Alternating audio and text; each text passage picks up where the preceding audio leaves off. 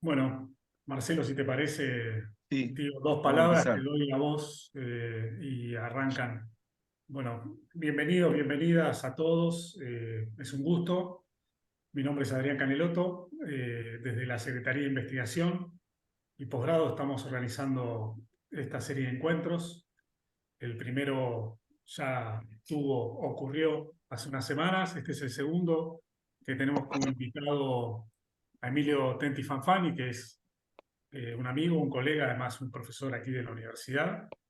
Y todo esto viene siendo organizado en el marco de la especialización en políticas educativas que coordina Marcelo Krzyzewski, a quien le agradezco porque se puso al hombro y siempre son bienvenidas para la universidad este tipo de actividades que nos permitan conversar, reflexionar y pensar en las políticas educativas. Así que muchas gracias, bienvenido, que lo disfruten. Yo me voy a ir porque tengo que dar clases aquí en la universidad. Ahora silenciar acá, pero van a quedar ahí en buena compañía. Así que, bueno, muchísimas gracias. Marcelo, todo tuyo. Bueno, no sé si hay algunos micrófonos que están encendidos.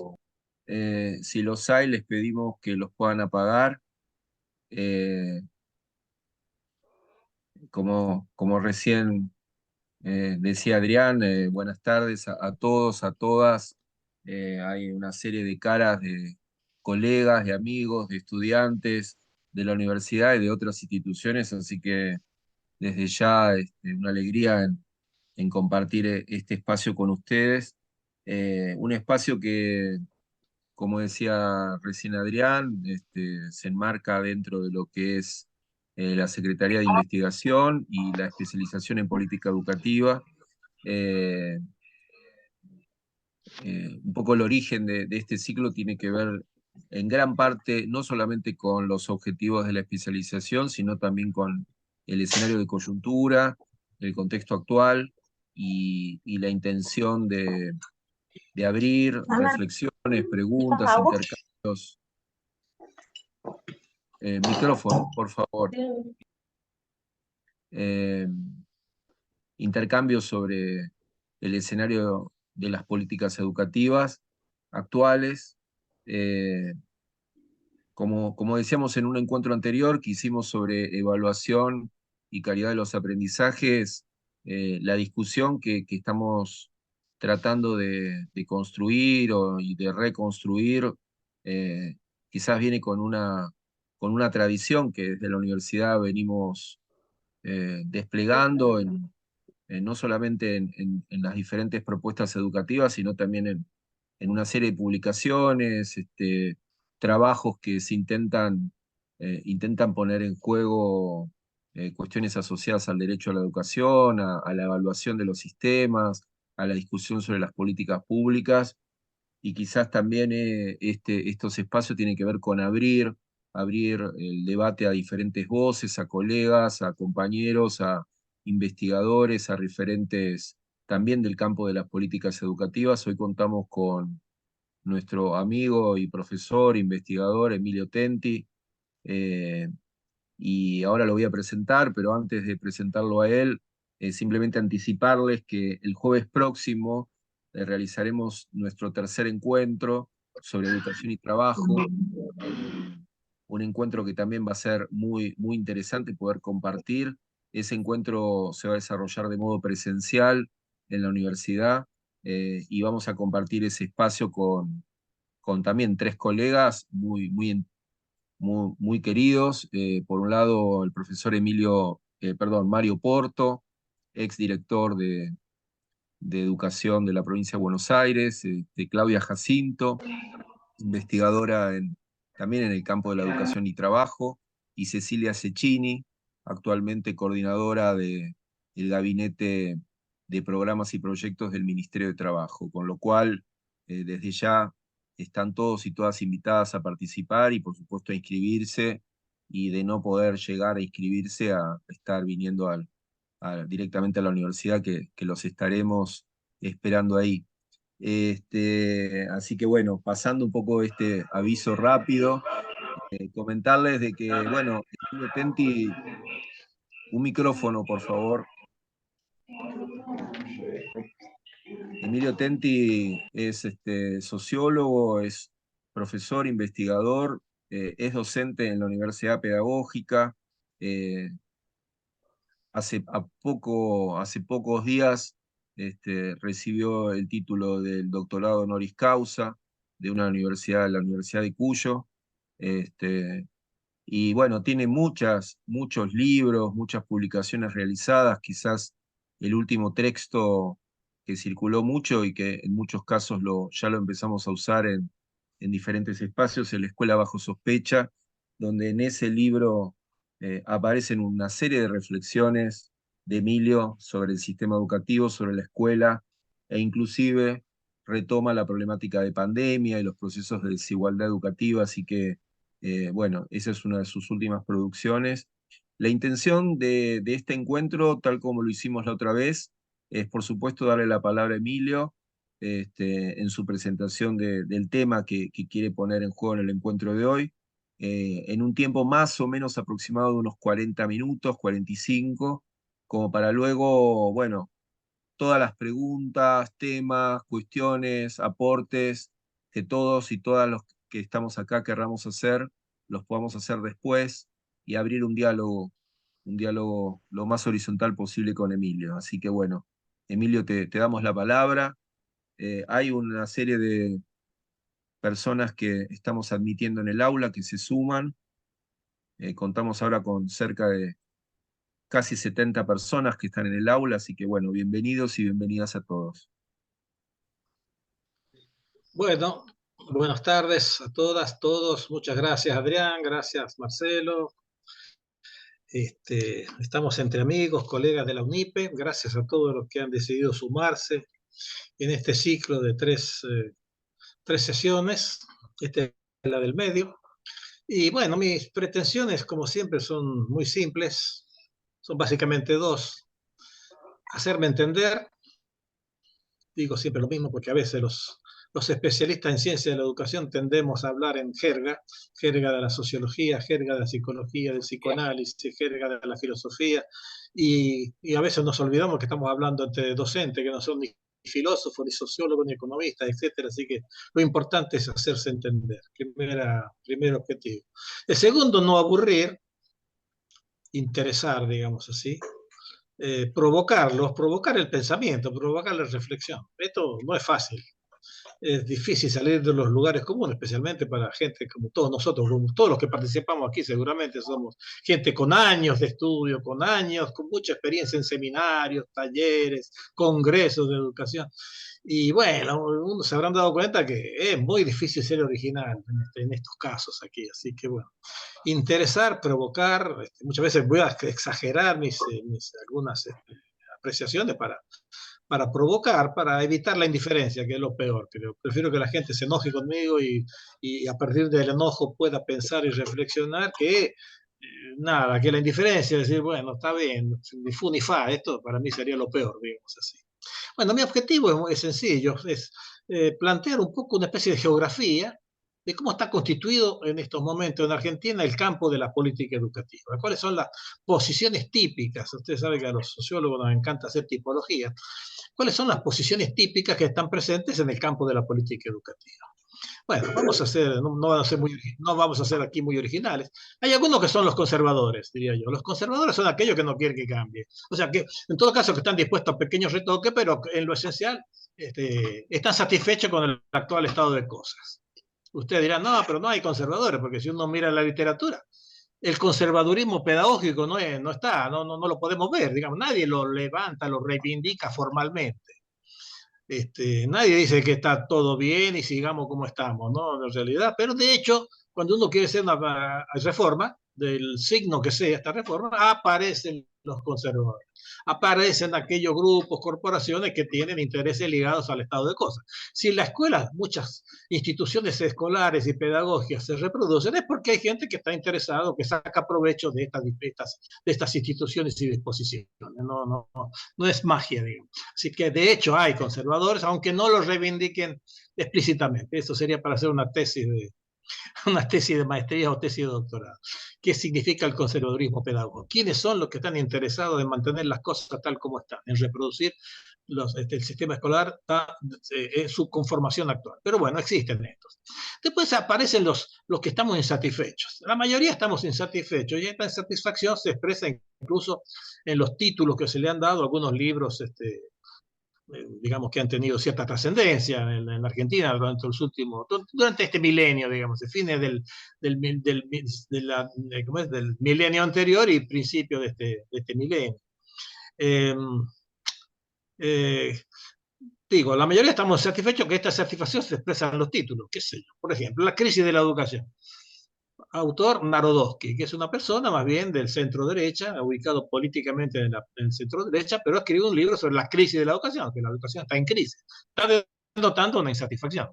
La misma Adriana Puigros, que tiene posiciones políticas, culturales e ideológicas diametralmente opuestas, escribió un libro que se llama, no me acuerdo en qué año fue, Volver a educar, o sea, como que la escuela había dejado de educar. Dura, los títulos duros son títulos que incriminan a la escuela, al sistema escolar, que no denotan un gran acuerdo con lo que hace y produce el sistema escolar. Después recuerdo otro título más fuerte, más duro, que tuvo un gran éxito periodístico, perdón, más que periodístico, de ventas, fue un el libro de Jaime Echeverri, que fue rector de la Universidad de Buenos Aires, que se llamó La tragedia educativa, que fue como, ya se levanta el tono ese título, ¿no? La tragedia educativa. Y no conforme con esto, 10 años después, Jaime escribe una saga, La tragedia continúa, otro título. Después de 10 años la tragedia seguía, quizás todavía acentuando, acentuando la problemática de la educación. Bueno, yo mismo escribí en el año 95 un título provocador que se llamaba La escuela vacía, quizás los más grandecitos se acuerdan, de los que están aquí presentes lo conocieron, que sea el título. La escuela vacía también es un título provocador, digamos. Yo de ahí en síntesis, yo decía que la escuela está cada vez más llena de alumnos. Ustedes vieron que las cifras que sacó el INDECA ayer, antes de ayer, muestran que 97% de los chicos de 4 a 17 años están escolarizados. Cada vez están más llenas las escuelas. Todos van a la escuela, pero está vacía de significado, de sentido. Digamos, muchos chicos van a la escuela y no saben para qué. Digamos, especialmente en el nivel medio, por ejemplo, ¿no? Como la sociedad cuestiona la escuela, aun cuando ha crecido. Uno diría desde el punto de vista cuantitativo, es una empresa, entre comillas, un emprendimiento exitoso, porque todo va para arriba, cada vez tiene más clientes. Y sin embargo, muchos estamos insatisfechos. Después yo escribí del 2001, se llama, ¿no? la escuela bajo sospecha. O sea, si estamos sospechando de lo que hace y produce la escuela. Ya Tiramonti escribió un libro que es ya también más catastrófico que el mío, que se llama El derrumbe de la educación. O sea, ya se cayó todo. Si no hace falta que vengan los demoledores, ya se derrumbó sola la escuela. O sea, son todos títulos que nosotros nos sienten satisfacción. Bueno, frente a esta situación de satisfacción, ¿cuáles son las posiciones? Ya dijimos que hay un grupo de conservadores que son conservadores implícitos, que no dan la cara, que no tienen un credo formal, no está escrita, los conservadores no escriben no hacen pública su defensa del orden establecido. Entonces, entre los que quieren cambiar hay unos que yo llamo restauradores, digamos, reaccionarios, son aquellos que creen que las instituciones se fueron degradando con el tiempo. Ya el secundario de hoy no es como el secundario de antes, los docentes de hoy no tienen la calidad de los docentes de antes. Antes sí que había buenos docentes, antes sí que los chicos estudiaban y tenían interés en estudiar, hoy no estudian. Antes los docentes sabían enseñar, hoy ya no saben qué hacer, muchos de ellos no saben qué hacer en las aulas. Antes había orden en los establecimientos, había disciplina, ahora ya no hay orden. O sea, ¿qué hay que hacer entonces? Y volvamos a las viejas instituciones. restablezcamos los viejos modelos de disciplinamiento, restablezcamos los viejos programas, volvamos a la formación de los docentes de la etapa de las normales, y así sucesivamente. Volvamos al bachillerato de antes, que era mucho mejor que el de ahora. Detrás de esta posición restauradora, que no es conservadora, es reaccionaria, o sea, restauradora, tiene la utopía en el pasado, existe una idea de que las instituciones sociales, no solo la escuela, la familia, la escuela, el Estado, River, Boca, digamos, son esencias, son sustancias que existen en forma pura en un determinado momento del tiempo y que luego justamente el paso del tiempo las va degenerando, las va degradando. Entonces esto ya está invitando a la solución. La solución es volver a la pureza de las instituciones anteriores. Esta es una posición, diríamos, que muchas veces, esa sí se expresó en forma, hace tiempo, ahora, vengo de un programa justamente en radio, no sé si era una radio, lo estaban filmando, y justamente una de las panelistas dijo, no, porque yo soy normalista, antes sí que estudiamos, antes sí que los maestros, hay que volver a lo de antes. A lo de antes no se vuelve, es una fantasía creer que se puede volver al maestro de antes, al bachillerato de antes, porque en primer lugar, la Argentina no es la misma, ya no existe más la familia de antes, la economía de antes, la estructura social de antes, los pobres de hoy no son iguales que los pobres de antes, y los jóvenes de hoy no son como los pobres de antes, y los niños de hoy, y así sucesivamente. Bueno, ha cambiado un montón de dimensiones de la sociedad, y entonces, como los fenómenos son relacionales, no son esencias, no se puede volver atrás, no se puede volver al pasado. Hay que evitar esta cuestión del sustancialismo, que se expresa muchas veces como sentido común. ¿No? Cuando un colega docente, por ejemplo, me pregunta en varias ocasiones, me ha pasado, profesor, ¿pero qué es para usted un maestro?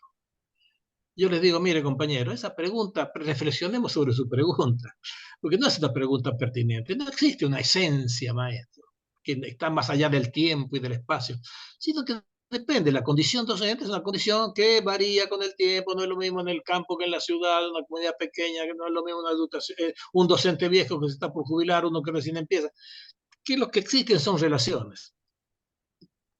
Bueno, dejémoslo ahí porque esta es una propuesta, digamos, que siempre está presente y aparece en la pregunta, profesor, ¿usted cree que la educación de ahora es mejor, igual o peor que la del pasado? Como si fuera la escuela de hoy también fuera una esencia. Yo les digo, no es ni mejor ni peor, es otra cosa, es diferente, esa es la respuesta. Digamos. Bueno, hay que hacer un esfuerzo entonces para entender cuáles son los problemas de hoy. Y bueno, y ahí ya entre los reformistas, ahora vamos a los reformistas, dijimos que había conservadores, reaccionarios, ahora vamos a otra propuesta, está también, esa sí que está en el escenario en forma muy presente ahora, que es, digamos, la propuesta, digamos, del reformismo neoliberal. El reformismo neoliberal existe desde hace unos cuantos años ya en América Latina y en el mundo, digamos, ¿no? Existe en la economía, pero también existe en las políticas sociales, en las políticas educativas. Hoy es que estamos en un periodo electoral, una de las fuerzas de la derecha argentina creo que acentuó y lo hizo explícita la reforma neoliberal o liberal de la educación. Y no solo de la educación, de toda la sociedad, digamos. ¿No? Esta nueva derecha en Argentina no está planteando no solamente una economía de mercado, sino una sociedad de mercado, que es muy distinto. Una cosa es la economía de mercado y otra cosa es la sociedad de mercado, es decir, mercantilizar la salud, mercantilizar el cuerpo, mercantilizar las relaciones humanas, mercantilizar la cultura y el conocimiento, etcétera, etcétera. Todo, mercantilizar el turismo, todo se convierte en mercancía. Todo servicio o bien tiene un precio que se define en el libre juego de una oferta y una demanda. Digamos. Esta propuesta neoliberal, digo, viene ya de hace años, en el anterior gobierno centro-derecha que tuvimos, apareció tímidamente, digamos, incluso en la época de la reforma menemista, ya se insinuaron dispositivos y la reforma menemista contempló algunos aspectos de introducción de la lógica mercantil en el sistema escolar argentino. Por ejemplo, la idea de proyecto de establecimiento, ¿no? La idea de que los directores son gerentes, la idea de que las instituciones tienen que tener cierta autonomía para definir un proyecto escolar, cosa que va en contra de lo que era el viejo sistema educativo de Estado burocrático. El director de la escuela en ese modelo tradicional y burocrático es un funcionario. Un funcionario es un tipo que cumple funciones que están establecidas en las leyes, las normativas, los decretos, los reglamentos, las ordenanzas, las circulares. No tiene que tener ningún proyecto. El proyecto es un proyecto colectivo, se ha plasmado en una ley, de una serie de disposiciones legales, y lo que tiene que hacer un funcionario de acuerdo al lugar que ocupa, al rol que tiene en este sistema organizacional, lo que tiene que hacer es cumplir una función. Digamos. Pero esto ya se comenzó a aparecer la idea de proyecto institucional, el famoso PEI, en la época de la reforma menemista. Ahí ya hay, digamos, una punta de lanza del modelo neoliberal. Junto con el tema de la evaluación también, por supuesto, aparece el tema de la evaluación, la evaluación de la educación, que también apunta a esta cuestión de para que a través de las evaluaciones el Estado le provee información a los padres de familia, que son los consumidores de educación, para que sean electores racionales, para que decidan en forma racional a qué institución van a enviar a sus hijos. Digamos, este modelo viene de hace tiempo, es muy completo, tiene una crítica del Estado educador, digamos, queda solamente reducido a un Estado financiador, no Estado educador. ¿Y en qué consiste? Consiste en que se señala que el Estado educador, el sistema escolar público fundamentalmente, es una burocracia muy pesada, muy resistente al cambio, lleno de inercias, que no responde a las expectativas, que no responde a los cambios de la sociedad contemporánea, a los cambios científico-tecnológicos, a los cambios sociales, etcétera, etcétera, y como es tan conservador, la única manera de mover este elefante perezoso, como dicen los liberales, es un elefante perezoso, le cuesta cambiar, tiene inercias conservadoras, inercias que ya han sido señaladas por la sociología hace más de 100 años, digamos, ¿no? De que el sistema escolar, así como fue estructurado por el Estado capitalista moderno, era muy difícil de cambiar, tendía a la reproducción de sus... Hoy hablaba también con un periodista que me decía que le sorprendió llegar a una escuela de Gran Buenos Aires, y sintió el mismo olor a escuela que tenía hace 60 años cuando él iba a la escuela. O sea, que hasta el olor del establecimiento era el mismo. Da la impresión de que estábamos, digamos, como un retorno, como un regreso al pasado. Pizarrones, aulas, tiza, bueno, ahí lo sabemos esto, ¿no? Y que la única manera, entonces, de movilizar ese gigantesco aparato, digamos que hay dos maneras típicas, como dijo un economista, me voy a sustentar en las tesis de Albert Hirschman, que fue un gran economista y más que economista, digamos, de Harvard, que decía que cuando hay una situación de insatisfacción en un sistema o en una relación social, tenemos dos posibilidades para cambiar. Una es el exit, decía él. Exit. Exit quiere decir salir, darle la posibilidad a los individuos que están insatisfechos en el sistema de relaciones en el que están participando. Este sistema de relaciones puede ser un matrimonio, puede ser la membresía a un partido político, a una iglesia, ¿no? O un barrio, o una empresa. Bueno, no te gusta el comportamiento de tu compañera, hay un desequilibrio, no hay una relación de estabilidad, de lealtad, como dice él. Cuando hay lealtad no hay problema. Cuando uno está satisfecho en esa relación, no hay ningún problema. Cuando viene la insatisfacción, cuando hay un desequilibrio, entonces tenemos dos posibilidades. El exit, es decir, salir de esa relación, abandonar. Me cambio de mujer, me cambio de compañero. No me gusta su comportamiento, me mintió, llega tarde toda la noche a casa, en fin, no está para de él, yo me cambio. ¿Qué hago? Me voy, me busco otro compañero, me quedo soltero un tiempo y después... O no me gusta el partido al que estoy afiliado porque ha tomado posiciones que están en contra de mis creencias, de mis valores. Bueno, me voy a otro partido. O abandono, exit, me salgo y me inscribo en otro partido que sea más próximo de mis idearios.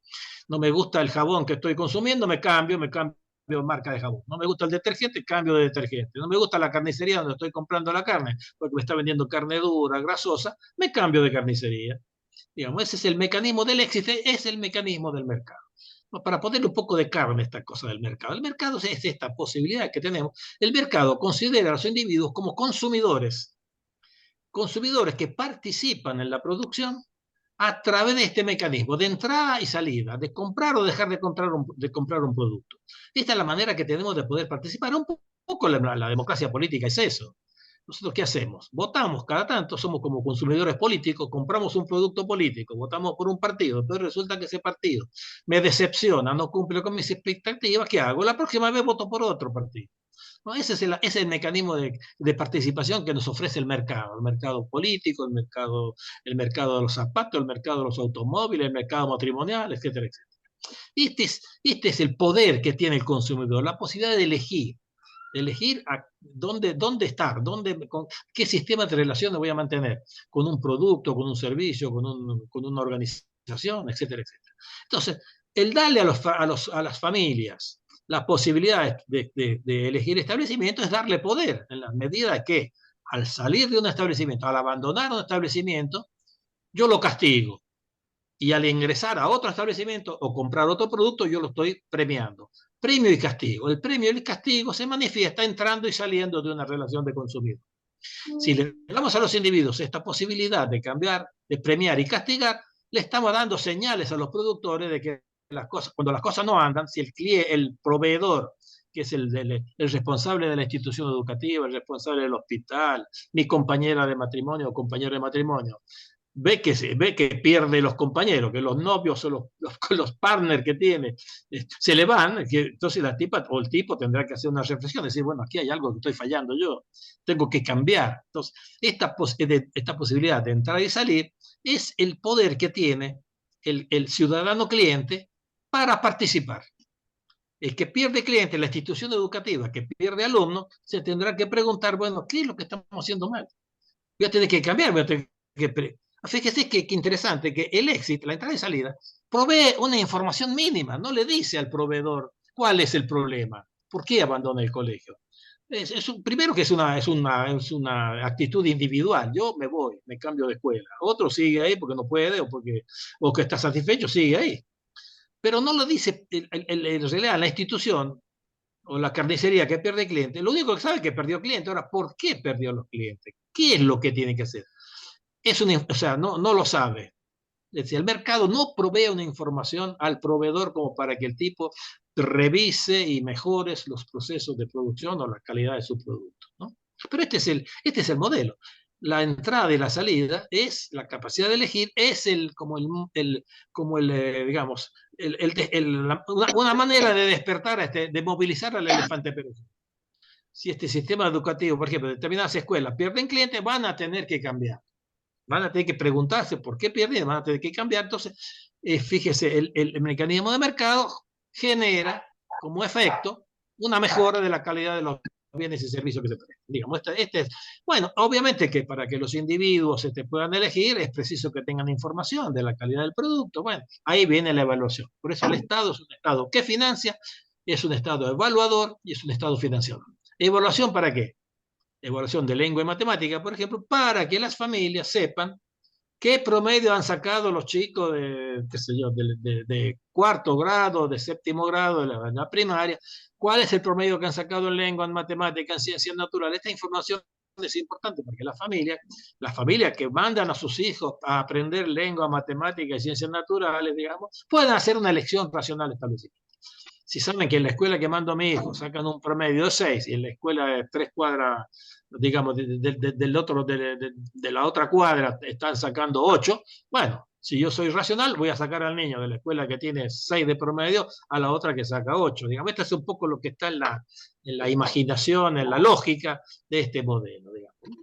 Pero bueno, este modelo supone que detrás de este modelo hay una serie de críticas a la educación pública, ¿no? Ya lo dijimos, el gigantismo de los sistemas, la burocratización, la idea que en las organizaciones públicas se crean instituciones, subsecretarías, secretarías, direcciones para cumplir determinados fines y después resulta que se perpetúan en el tiempo, tienden a reproducirse. Entonces es un sistema costoso, es un sistema que no asigna los recursos de manera racional, etcétera, etcétera. Bueno, sobre las críticas del Estado educador se monta esta propuesta que desestatiza la educación y convierte al Estado simplemente en un proveedor de financiamiento conforme a ciertos criterios. Según, te voy a financiar el establecimiento público-privado en función de la cantidad de clientes que tienes. Esto en realidad es el voucher. No es que le van a dar, ni en Chile funciona, no es la idea de que le van a dar a cada familia un bono que vale, no sé, $2.000, que es lo que cuesta, no sé, una escuela en un año, para que con ese bono de $2.000 uno vaya a la escuela y se lo entrega al director y el director lo canjea en un banco por dinero. Esto no existe. Lo que hay en Suecia, lo que hay en Chile lo que hay es un financiamiento a las instituciones, tanto municipales, públicas o privadas, en función de la cantidad de alumnos reales que tiene el establecimiento. O sea, no se financia la planta docente del establecimiento, sino que se le da recursos a las escuelas en función de la cantidad de alumnos reales que número de alumnos reales que se determina a partir de inspecciones que hace el Ministerio de Educación, creo que son 2 veces al año, no sé si era al principio, o 3 veces al promedio y al finalizar el año, llega un inspector a una escuela sin aviso previo y cuenta los alumnos reales que hay ahí, sentaditos en clase. Saca un promedio de las 3 inspecciones y se le paga al establecimiento un monto por alumno. Se le financia por la cantidad de alumnos que tiene, que uno diría, bueno, está bien, tiene lógica, no le voy a dar el mismo financiamiento a una escuela que tiene 1000 alumnos que a una que tiene 500 alumnos, es cierto, tiene su lógica, digamos. Si uno lo reduce a esto, un poco es la lógica del financiamiento de la educación de las escuelas privadas en Argentina, que es una vieja institución que los chilenos no tenían. En Chile la financiación a la privada viene con el voucher de la época de Pinochet. Nosotros tenemos escuelas privada financiada por el Estado de hace muchos años, de hace mucho tiempo. Financiamiento que puede ser el 100% de la planta docente, el 80, el 60. Bueno, y se supone que este financiamiento se supone, porque cuentan los que hacen economía de la educación, que no existen criterios muy claros de asignación de financiamiento a las privadas, pero se supone que debería ser en función de la cantidad de alumnos. Habría que ver si esto es cierto, digamos. Ahí tienen jóvenes que tienen que hacer alguna tesis de maestría o doctorado, tiene un lindo tema ahí para analizar cuál es el mecanismo real que hay y cómo se distribuyen los recursos de las instituciones educativas privadas. Bueno, entonces fíjese que esta propuesta de reforma neoliberal es muy completa, tiene un análisis crítico, parte de un análisis crítico del Estado, parte del supuesto, de un supuesto que es un supuesto teórico, que tiene evidencias empíricas detrás, de que el Estado no es un eficiente asignador de recursos, que a veces le da más plata a los que menos tienen, ¿no? Se da muchas veces en las escuelas públicas más equipadas, las mejores infraestructuras educativas están en los barrios de clase media, no están en los sectores populares, ¿no? Generalmente la asignación de recursos no ha sido muy progresiva, ha sido regresiva, se le da menos recursos a los que más lo necesitarían. O sea, aparte de una serie de evidencias, de crítica, y tienen una convicción de que el Estado es, en principio, por principio, es un mal administrador. Porque ellos tienen, el liberalismo tiene un presupuesto que dice que cada individuo es quien mejor puede juzgar su propio bienestar. La sociedad puede entenderse de un modo no orgánico, simplemente como la suma de los individuos que la conforman. ¿No? Este es el asunto. ¿Quién mejor que cada individuo sabe qué es lo que quiere y necesita? ¿Qué es lo que necesita para estar bien, para su propio bienestar? Digamos, no hay el bienestar de una sociedad, no es el resultado de una deliberación colectiva, como lo pensamos ciertos demócratas progresistas, ¿no? Que hay una serie de bienes que son bienes públicos, ¿no es cierto? Como la defensa, o yo diría también la educación, la salud, es un bien público, es más que un bien público, si es un bien público es un derecho, y su provisión no puede estar librada a las decisiones de los individuos, digamos, ¿no? ¿Sí? No, pero ellos dicen, no, en realidad son los individuos los que tienen que tener la libertad de decidir qué es lo que quieren aprender, cómo lo quieren aprender, etcétera, etcétera. Perdón. Se me descantó acá este maldito celular. Bueno, entonces, como les decía, se basa en la que no existe sociedad, no existe lo colectivo, sino que lo que existen son individuos que saben lo que quieren. Y hay que darle a cada individuo la libertad de poder perseguir los objetivos que quieren. Digamos, esta es la cuestión. No interesa. Además, la lógica de la asignación de recursos parte de este otro supuesto, que es interesante, ¿no? Si es posible, dice, si es posible una reasignación de recursos que mejore el bienestar de un individuo sin empeorar el de cualquier otro, entonces el bienestar de la sociedad también mejora. Fíjense, la lógica es que si uno reasigna recursos que mejora el bienestar de un individuo, pero no empeora el de otro, o sea, no le saca a uno para darle a otro, entonces el bienestar de la sociedad mejora. Pero cualquier reasignación no debe empeorar a la asignación de nadie. Unos pueden ganar más sin que los otros pierdan. Y eso es totalmente legítimo, ¿sí? ¿Se entiende? Bueno, desde este punto de vista, de esta racionalidad, no importa el bienestar de una sociedad, cómo se distribuye el bienestar de la sociedad. No interesa cuán buena o mala es la distribución de los ingresos, sino que la distribución debe estar organizada conforme a este principio de que cualquier reasignación de recursos que mejore el bienestar de un individuo sin empeorar el de cualquier otro es legítima, punto. No importa si esa distribución es buena o mala, no les interesa la distribución. La distribución es una resultante de una especie de ley natural de la economía. Es como decía Hayek, creo, uno no puede decir que es injusto que en Cuyo llueva menos que en la Pampa húmeda. Hay una desigualdad de la cantidad de lluvia. Bueno, es algo natural. Así como hay una desigualdad de la posesión de la riqueza o del capital, es algo, no es una ley natural, no es algo que se pueda juzgar en términos de justicia. No es que es injusto que algunos tengan mucho y otros tengan poco. Es lo que la lógica del mercado produce. Hay ciertas leyes, es el resultado de una serie de leyes del mercado que obedecen a estos principios que habíamos enunciado antes. Pero bueno, vamos a hacer, yo quiero saltar ahora rápidamente a las críticas que un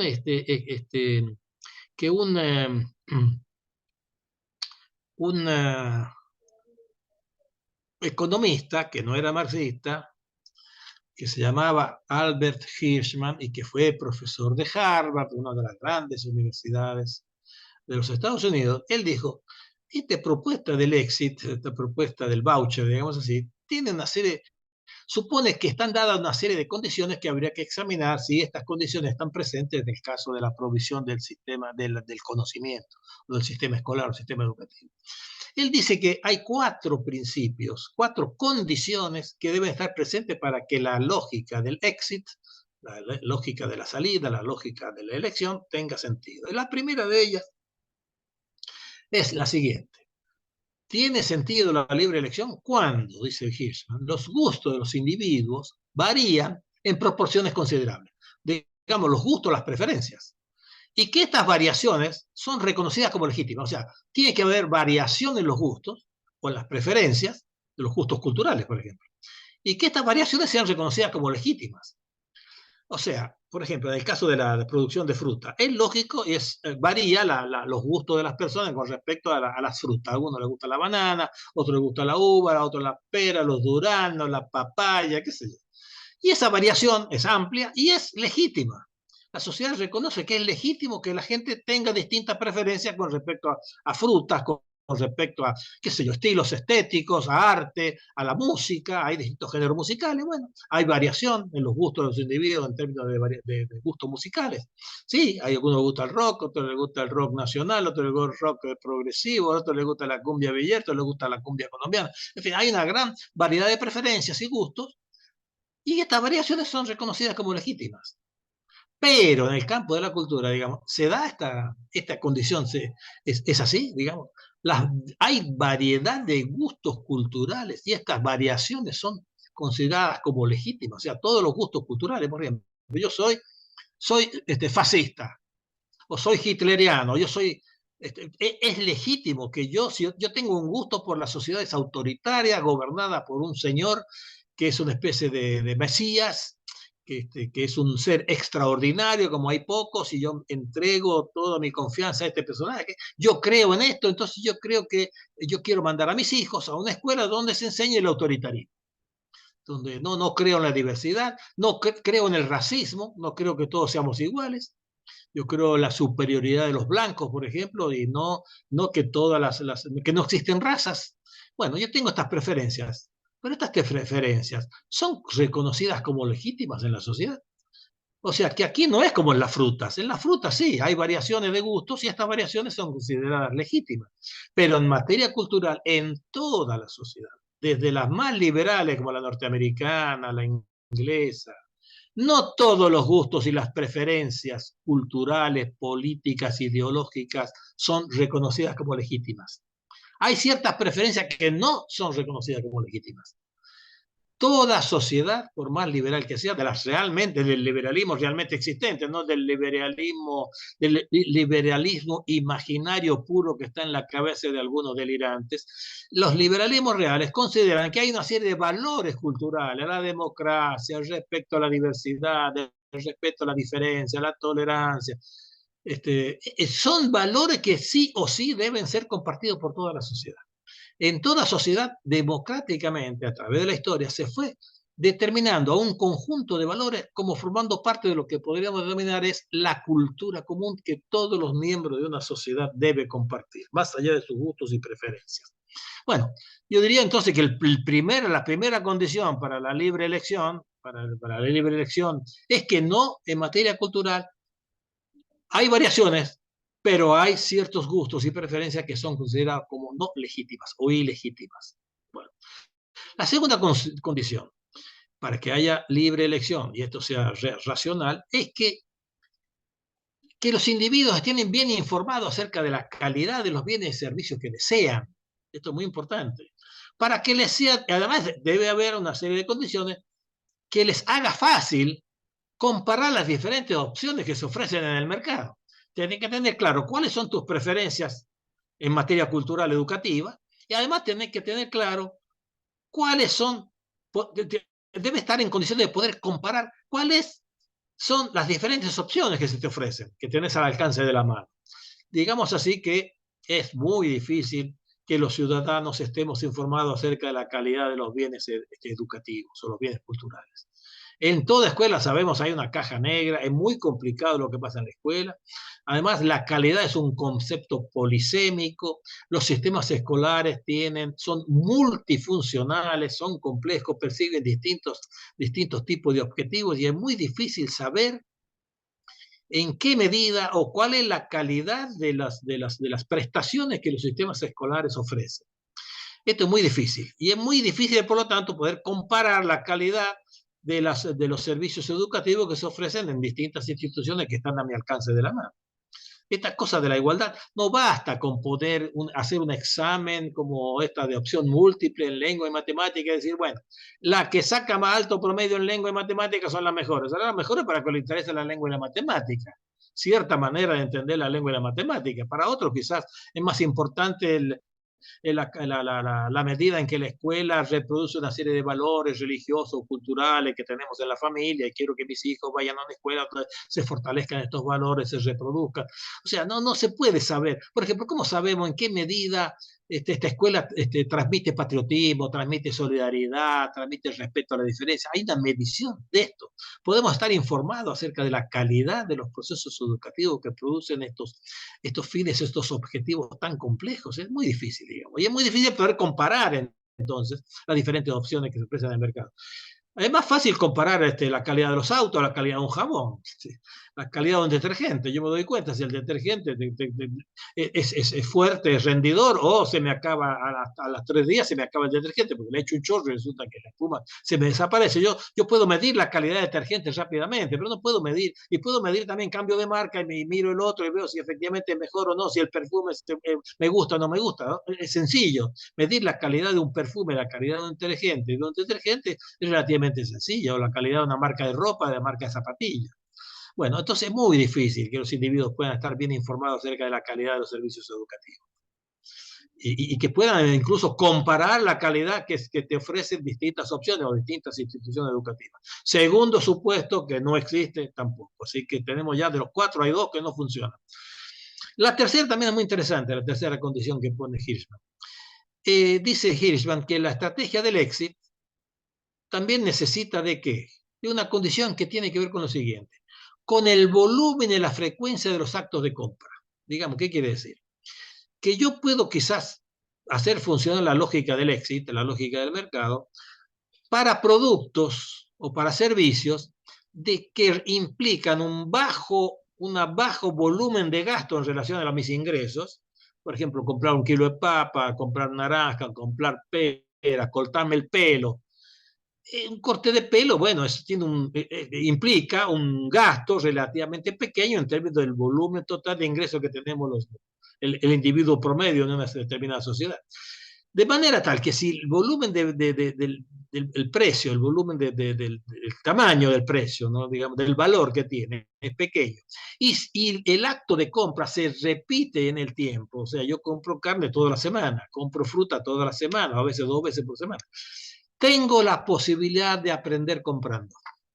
Yo comprando marcas de ropa, yendo a la peluquería una vez por mes, yo tengo la posibilidad de aprender a comprar, de incluso conocer la calidad del bien o servicio que estoy comprando, porque son pequeñas compras, pequeñas en términos de volumen, de pequeño precio, y frecuencia en la compra. Esto me permite aprender. Pero entonces ahí sí puedo elegir. Ahí el éxito funciona, ahí el premio o el castigo puede funcionar. Pero cuando se trata de compras de grande volumen, por ejemplo, una casa, La casa en la vida de un individuo en promedio, si es que logra comprarse una casa. Muchos argentinos no logran en toda su vida comprar una casa. Y algunos que hemos tenido la suerte de tener una posición más o menos favorecida en el espacio social, compramos una casa en la vida o construimos una sola casa en la vida. No, es un volumen de precio muy alto que lo compramos una o dos veces en toda nuestra vida, con lo cual no tenemos la posibilidad de poder aprender comprando, porque no nos las pasamos comprando casas, no nos las pasamos comprando establecimientos educativos para nuestros hijos, porque la compra del servicio educativo tiene una serie de implicaciones que no son la compra de jabón. Yo cambio de mercado, cambio de carnicero, cambio de peluquero, de una manera sin muchos costos. Cambiar a un chico de establecimiento, los que tienen hijos lo saben, tiene muchos costos. No es fácil, porque para el chico significa otro sistema de relaciones, perder amigos, relaciones sociales, identidad, etcétera, etcétera, rutinas, que son muy importantes. No se puede cambiar de establecimiento como se cambia de proveedor de jabón o de marca de detergente. Pero además de esta cosa que son compras que se hacen una vez al año, una vez en la vida. Los padres de familias jóvenes tratan de conseguirse una escuela que tenga preescolar, primario y secundario, para que una sola vez, elige una sola vez toda la vida. Entonces, estas cosas, bueno, cuando te diste cuenta de la calidad de la escuela, ya estabas al final del ciclo. Ya no puedes estar cambiando de escuela. Yo tengo casos de cercanos a mí, amigos, familiares, que se dan cuenta cuando la chica está en tercer año de secundaria que en realidad no era tan buena la escuela, pero ya es tarde. No se puede cambiar de escuela al tercer año de la secundaria, porque ahí ya se establecieron todos estos lazos de efectividad, relaciones, etcétera, etcétera, cosa que no existe con los bienes materiales o con los servicios estos de peluquería o de manicura, que son servicios que digamos que compramos en forma reiterada a lo largo del tiempo. Así que no tenemos la posibilidad con la escuela de aprender comprando, digamos, entre comillas. Por último, hay una cuarta condición, que tampoco está siempre presente. Es una condición obvia, que podría haber sido la primera, pero la dejo al final, porque las otras son menos conocidas, menos debatidas. La última es que debe de haber una cantidad de proveedores suficiente para que yo pueda elegir. Para que haya competencia debe haber varias escuelas. Y hay muchos pueblos donde solo tengo un solo secundario. ¿Qué voy a elegir?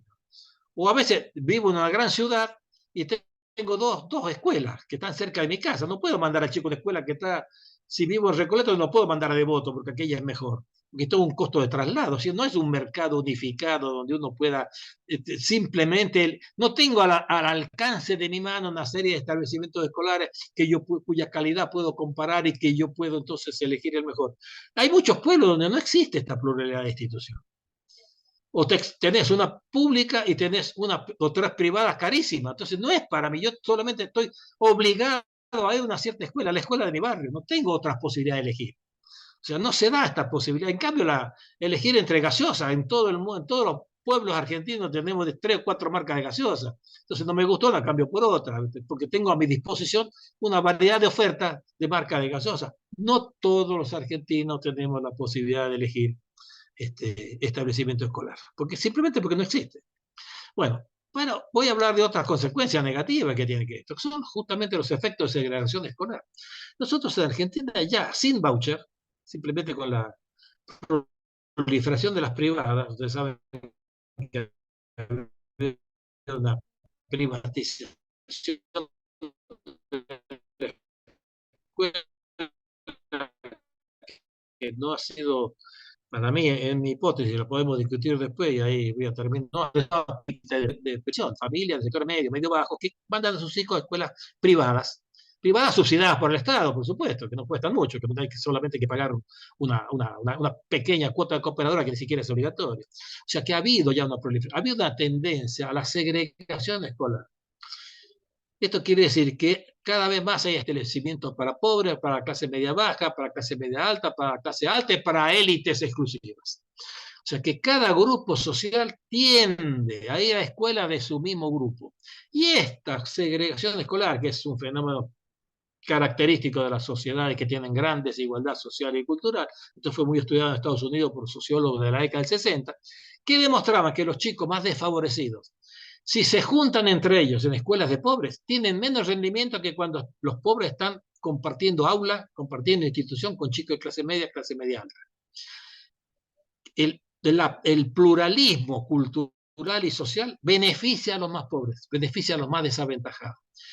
Es como los barrios, si los barrios se empobrecen, si los sectores, si el barrio se deteriora, pierde, hay menos condiciones de seguridad, no tenemos cloaca, no hay agua potable, no tenemos asfalto, los que se pueden ir se escapan y quedan los pobres. Si se quedan los pobres, el barrio mismo se empobrece, va a haber más problemas de inseguridad, va a haber menos inversión pública, porque la inversión pública también va donde hay capacidad de presión. Bueno, en fin, la segregación, el voucher, es decir, alentar la elección de establecimiento a través de un mecanismo de voucher, incrementaría los procesos que ya conocemos en todas las sociedades desiguales de segregación escolar. Ya en Argentina ese fenómeno ha sido medido, cada vez más las escuelas son más homogéneas desde el punto de vista sociocultural, y esto desfavorece el aprendizaje de los chicos de los sectores llamados populares o carenciados. Esto, digo, repito, es un fenómeno ya estudiado, medido por la sociología, que demostraba justamente un sociólogo, Coleman, que fue uno de los padres fundadores, los grandes sociólogos modernos de la educación de Estados Unidos, en la década del 60, mostraba que las escuelas mixtas, desde el punto de vista social, beneficiaban a los negros y a los pobres, sin perjudicar a los más ricos. Eso es lo interesante. No es que el rico pierde, va a aprender menos porque se va a una escuela donde hay pobres, sino que el rico sigue aprendiendo lo que puede aprender porque la familia sigue teniendo un peso. El rico no se castiga al rico y se beneficia al pobre. Digamos, o sea, que para mí una de las cualidades o los indicadores que yo propondría para medir la calidad de la educación pública es que esta educación pública sea plural desde el punto de vista de clase. Un buen indicador de elevación de la calidad de las escuelas públicas argentinas sería el hecho que se vuelvan atractivas y que recuperen las matrículas, que vuelva a ser atractiva para los sectores medios y medios altos. Porque esto va a beneficiar a todo el mundo. Va a facilitar la convivencia democrática y va a facilitar también la calidad de la escuela y el aprendizaje de los sectores populares. Bueno, creo que hay demasiada carne en el asador como para que hagamos una discusión. Además ya estamos, creo que a las 45 minutos que me habían asignado, 40-45 minutos. Así que, compañeros, ahora sí podemos empezar la conversación y terminar con el monólogo. Y gracias por la paciencia. Buenísimo, Emilio. Gracias a vos. Don Hernán, gracias a vos. Hernán es un amigo, coordinador de lujo.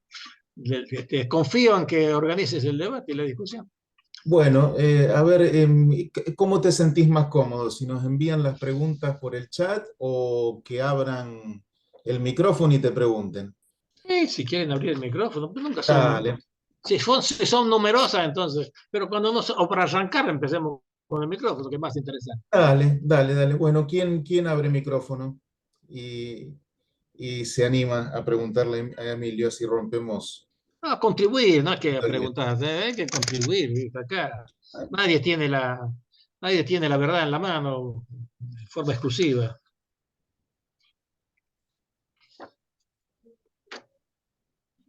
Dudas, aportes, críticas, agregar cosas, porque... ¿Puedo? Sí.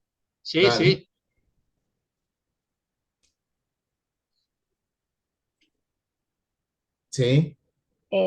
No, sobre esto último que hablaba, la verdad que coincido plenamente. Y la pregunta es, no sé si me escuchan bien porque dice conexión inestable.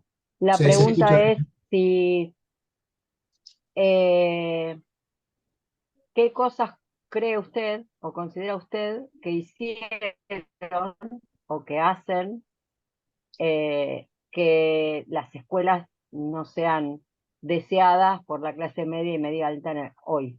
Digo, yo tengo mi visión al respecto, pero bueno, ¿cuánto tenemos que ver los docentes en esto? Sospecho que debe haber varias razones, no creo que haya una sola, debe haber varias razones, depende de la persona, depende del subconjunto de familia, de la interés de la familia, etc. Uno podría decir, bueno, yo hice un ejercicio una vez, estaba yo insatisfecho con la escuela secundaria de mi hijo, ¿no? Y otros padres de familia, amigos míos también. Entonces me dijeron, mira, ¿por qué no vas a ver una escuela privada que hay acá en el barrio? Yo vivo aquí sí, en Buenos Aires yo tengo. Los que vivimos en el barrio norte tenemos pluralidad de oferta, digamos. Sí, dice, ¿por qué no vas a ver, vos que sabés educación, por qué no vas a ver allá, hablar en la escuela, andar a mirarla? Me voy y recuerdo que tuve una entrevista con un director del colegio privado este. Entonces yo en vez de decirle, mire, yo ando buscando una escuela que me ofrezca esto, yo le dije, no, mire, dígame una cosa, ¿qué me ofrecería usted si tuviera que convencerme a mí que mande a mi hijo a esta escuela? Entonces el tipo se quedó medio desorientado, ¿viste? Porque dice, ¿qué querrá?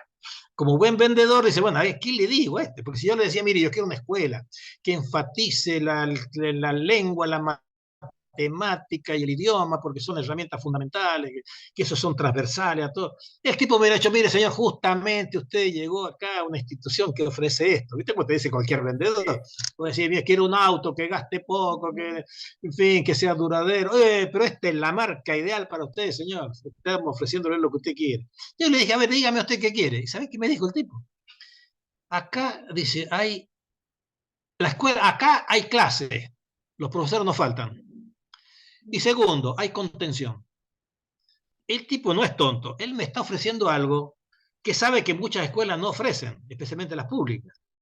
Yo lo tenía en una escuela privada también, yo no tenía problema de ausentismo, estaba en otra escuela privada acá, alemán, no me acuerdo cómo se llamaba, ahí en 11. Pero el tipo sospechaba que yo estaba en una escuela pública y que estaba molesto porque había ausentismo docente y los chicos hacen cualquier cosa. Bueno, yo tengo casos bueno, no voy a contar cuestiones familiares, sino pues me arman lío mis hijos, digamos. Pero bueno, lo que me ofrecía era que hay clase, es como si un vendedor de auto me dijera, mira, ve este modelo usted, ¿qué tiene? ¿Qué cualidades tiene? Y el tipo me dijera, este auto anda. Y sí, anda, es lo mínimo, ¿viste? Pero dígame, eso es obvio, tiene que andar, tiene que funcionar, pero ¿cuánta gasolina nafta? ¿Tiene freno de disco? ¿Tiene airbag? ¿Cómo están los mecanismos de seguridad?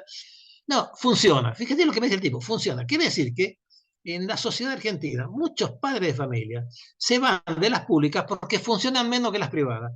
Falta más los docentes en la pública que en las privadas. Eso luego lo corroboré en un estudio que hicimos en La Matanza, justamente, en La Matanza, con 120 entrevistas a padres de familia que mandaban a sus hijos la mayoría de escuelas públicas. Yo recuerdo que no era una excepción, ¿eh? Eran entrevistas cualitativas que hicimos con los alumnos de mi cátedra de Sociología de la Educación en la UBA. La desesperación de esos padres no era que no aprendían matemáticas, era que les faltaban los maestros. Y si me ocasiona un problema grave, la familia me lo devuelven a la casa, no sé qué hacer.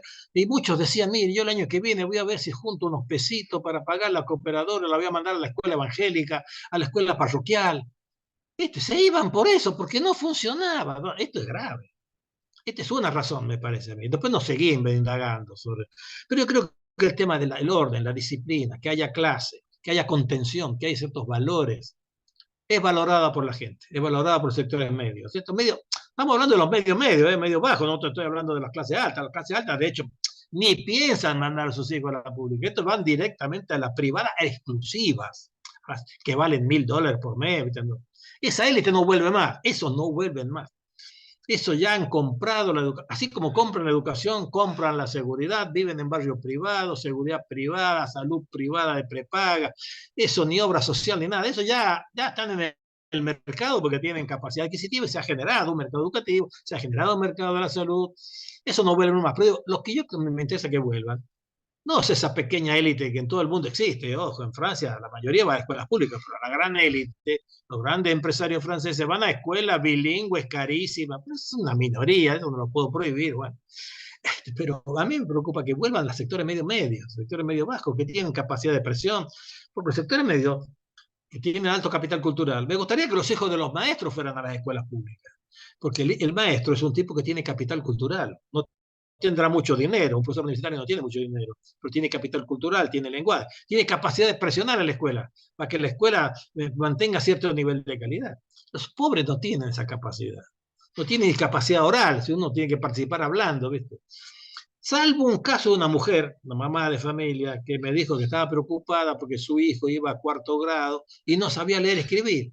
Dice, estoy preocupada porque no sabe leer y escribir. Y yo me acuerdo que cuando yo fui a la escuela, ya en 3er grado, sabíamos leer y escribir. Y entonces fui a la maestra, siempre cuento esta anécdota que me abrió la cabeza. Me dice, yo fui a la maestra y le dije esto. Y digo, ¿y qué le respondió su maestra? Me dijo, no se preocupe, señora, que su hijo va a pasar de grado. Y entonces ella me dijo, a mí no me interesa. Y yo le dije a la maestra, no me interesa que mi hijo pase de grado. Quiero que mi hijo aprenda a leer y escribir. Esa señora ya demandaba calidad de la educación. Quería conocimiento, no diploma. no certificado de fin de estudio primario, quería conocimiento.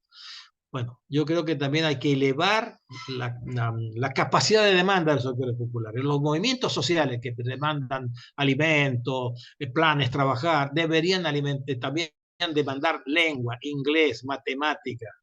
No tienen conciencia que también esos son bienes esenciales que van a definir el lugar que van a ocupar sus hijos en la estructura social del futuro. Bueno, o sea que hay que hacer muchas cosas para volver atractiva a la escuela pública, pero para mí el indicador sería que vuelvan los sectores medios a la escuela pública, especialmente los sectores medios de alto capital educativo y bajo capital cultural, bajo capital económico. Gracias, Emilio, y vale decir que yo soy de La Matanza. Ah, mira, qué casualidad. ¿Yanina? Leticia. Ah, Leticia. Ah, Leticia. bueno. Ah, Leticia era, sí, perdón. Sí, sí, sí. Qué bien, qué coincidencia. Ahí Rosario tiene una pregunta para vos, Emilio. Rosario Vamos con Rosario. Hola, Rosario. ¿Qué tal, Emilio? ¿Cómo estás? Emilio, me quedé pensando en la destitución de lo público, porque vos estás hablando de recuperar una matrícula escolar histórica, a veces añorada por la escuela, pero bueno, es la matrícula que hoy no tenemos en las escuelas públicas, por lo menos las escuelas públicas del conurbano, digo yo, porque hay lugares donde si no llega a la escuela pública no llega ninguna, no llega nada. Pero lo que estoy pensando es esto, no solamente pensándolo desde la escuela, sino desde años de construcción y de destitución de lo público, donde no solamente entra en crisis la idea de escuela pública, sino incluso la idea de Estado, ¿no? Vos acá invitaste a pensar aquellas concepciones que hablan de recorte del Estado, ¿no? De utilizar la lógica del mercado para pensar el Estado. Entonces, se ha ido construyendo una idea de lo público que habla acerca de su destitución. Hoy nadie quiere enviar sus hijos ni a la escuela pública, ni siquiera a participar de espacios públicos, ¿no? Está mal visto. Entonces digo, ¿se puede recuperar esa mirada donde lo público represente otra cosa, solamente desde la función de la escuela? Bueno, buena la pregunta. ¿Cómo hacemos para hacerla más atractiva la escuela pública? Si no sonamos, si no logramos hacerla más atractiva, se viene con todo el éxito. La lógica del éxito. Vamos a despertar al elefante perezoso premiando y castigando los establecimientos porque yo no dije que hay otra alternativa, es la participación. El señor Hirschman decía, hay dos mecanismos para establecer los equilibrios. Uno es el éxito, la otra él llamaba la voice, la palabra, toma de la palabra, la participación, ¿no? Bueno, nosotros los progresistas estamos con la palabra y la participación, pero hay que ver cuáles son las condiciones de la palabra y la participación. Bueno, ¿cómo hacemos para...? Yo siempre digo, a esta escuela pública, así como la que vos me describís en tu pregunta, vos estás describiendo esto que nadie quiere. Esto es terrible. Yo esta escuela pública no la defiendo. A esta escuela pública, con estos defectos, yo no la puedo defender. Yo la tengo que reformar, la tengo que mejorar. La mejor defensa es la reforma. ¿Y qué nos pasa a los sectores progresistas? No tenemos una estrategia de reforma. Nos negamos, estamos a la defensiva. Los que tienen la iniciativa desde la década del 90 son los neoliberales. Te meten la evaluación. No a la evaluación, no a la evaluación. Nosotros los progresistas, ¿no? Sindicatos, intelectuales, no a la evaluación. Descentralización, no a la descentralización. Voucher, no al voucher. Estamos a la defensiva. A la larga nos van a meter el gol, porque la mejor defensa es un buen ataque. No tenemos iniciativa de reforma. No podemos quedarnos recluidos en el rincón de los que están parando los golpes. Nosotros tenemos que salir con una propuesta. Vos has escuchado en estos momentos en Argentina, que estamos en un periodo preelectoral, alguna propuesta de reforma y mejora de la escuela pública en Argentina, que no sea, vamos a invertir más en educación. Todo un problema de plata. Dicen, metamos más plata al sistema educativo. No, obviamente que la buena escuela cuesta, pero hay muchas cosas que no es un problema de financiamiento. ¿Tú crees que el tema del ausentismo se resuelve con más plata? Suponte que por arte de magia tenemos una super cosecha de soja y si el litio se va para arriba y tenemos un montón de dólares, porque este país tiene una suerte bárbara por ahí, ¿viste? Podemos llegar hasta esa situación.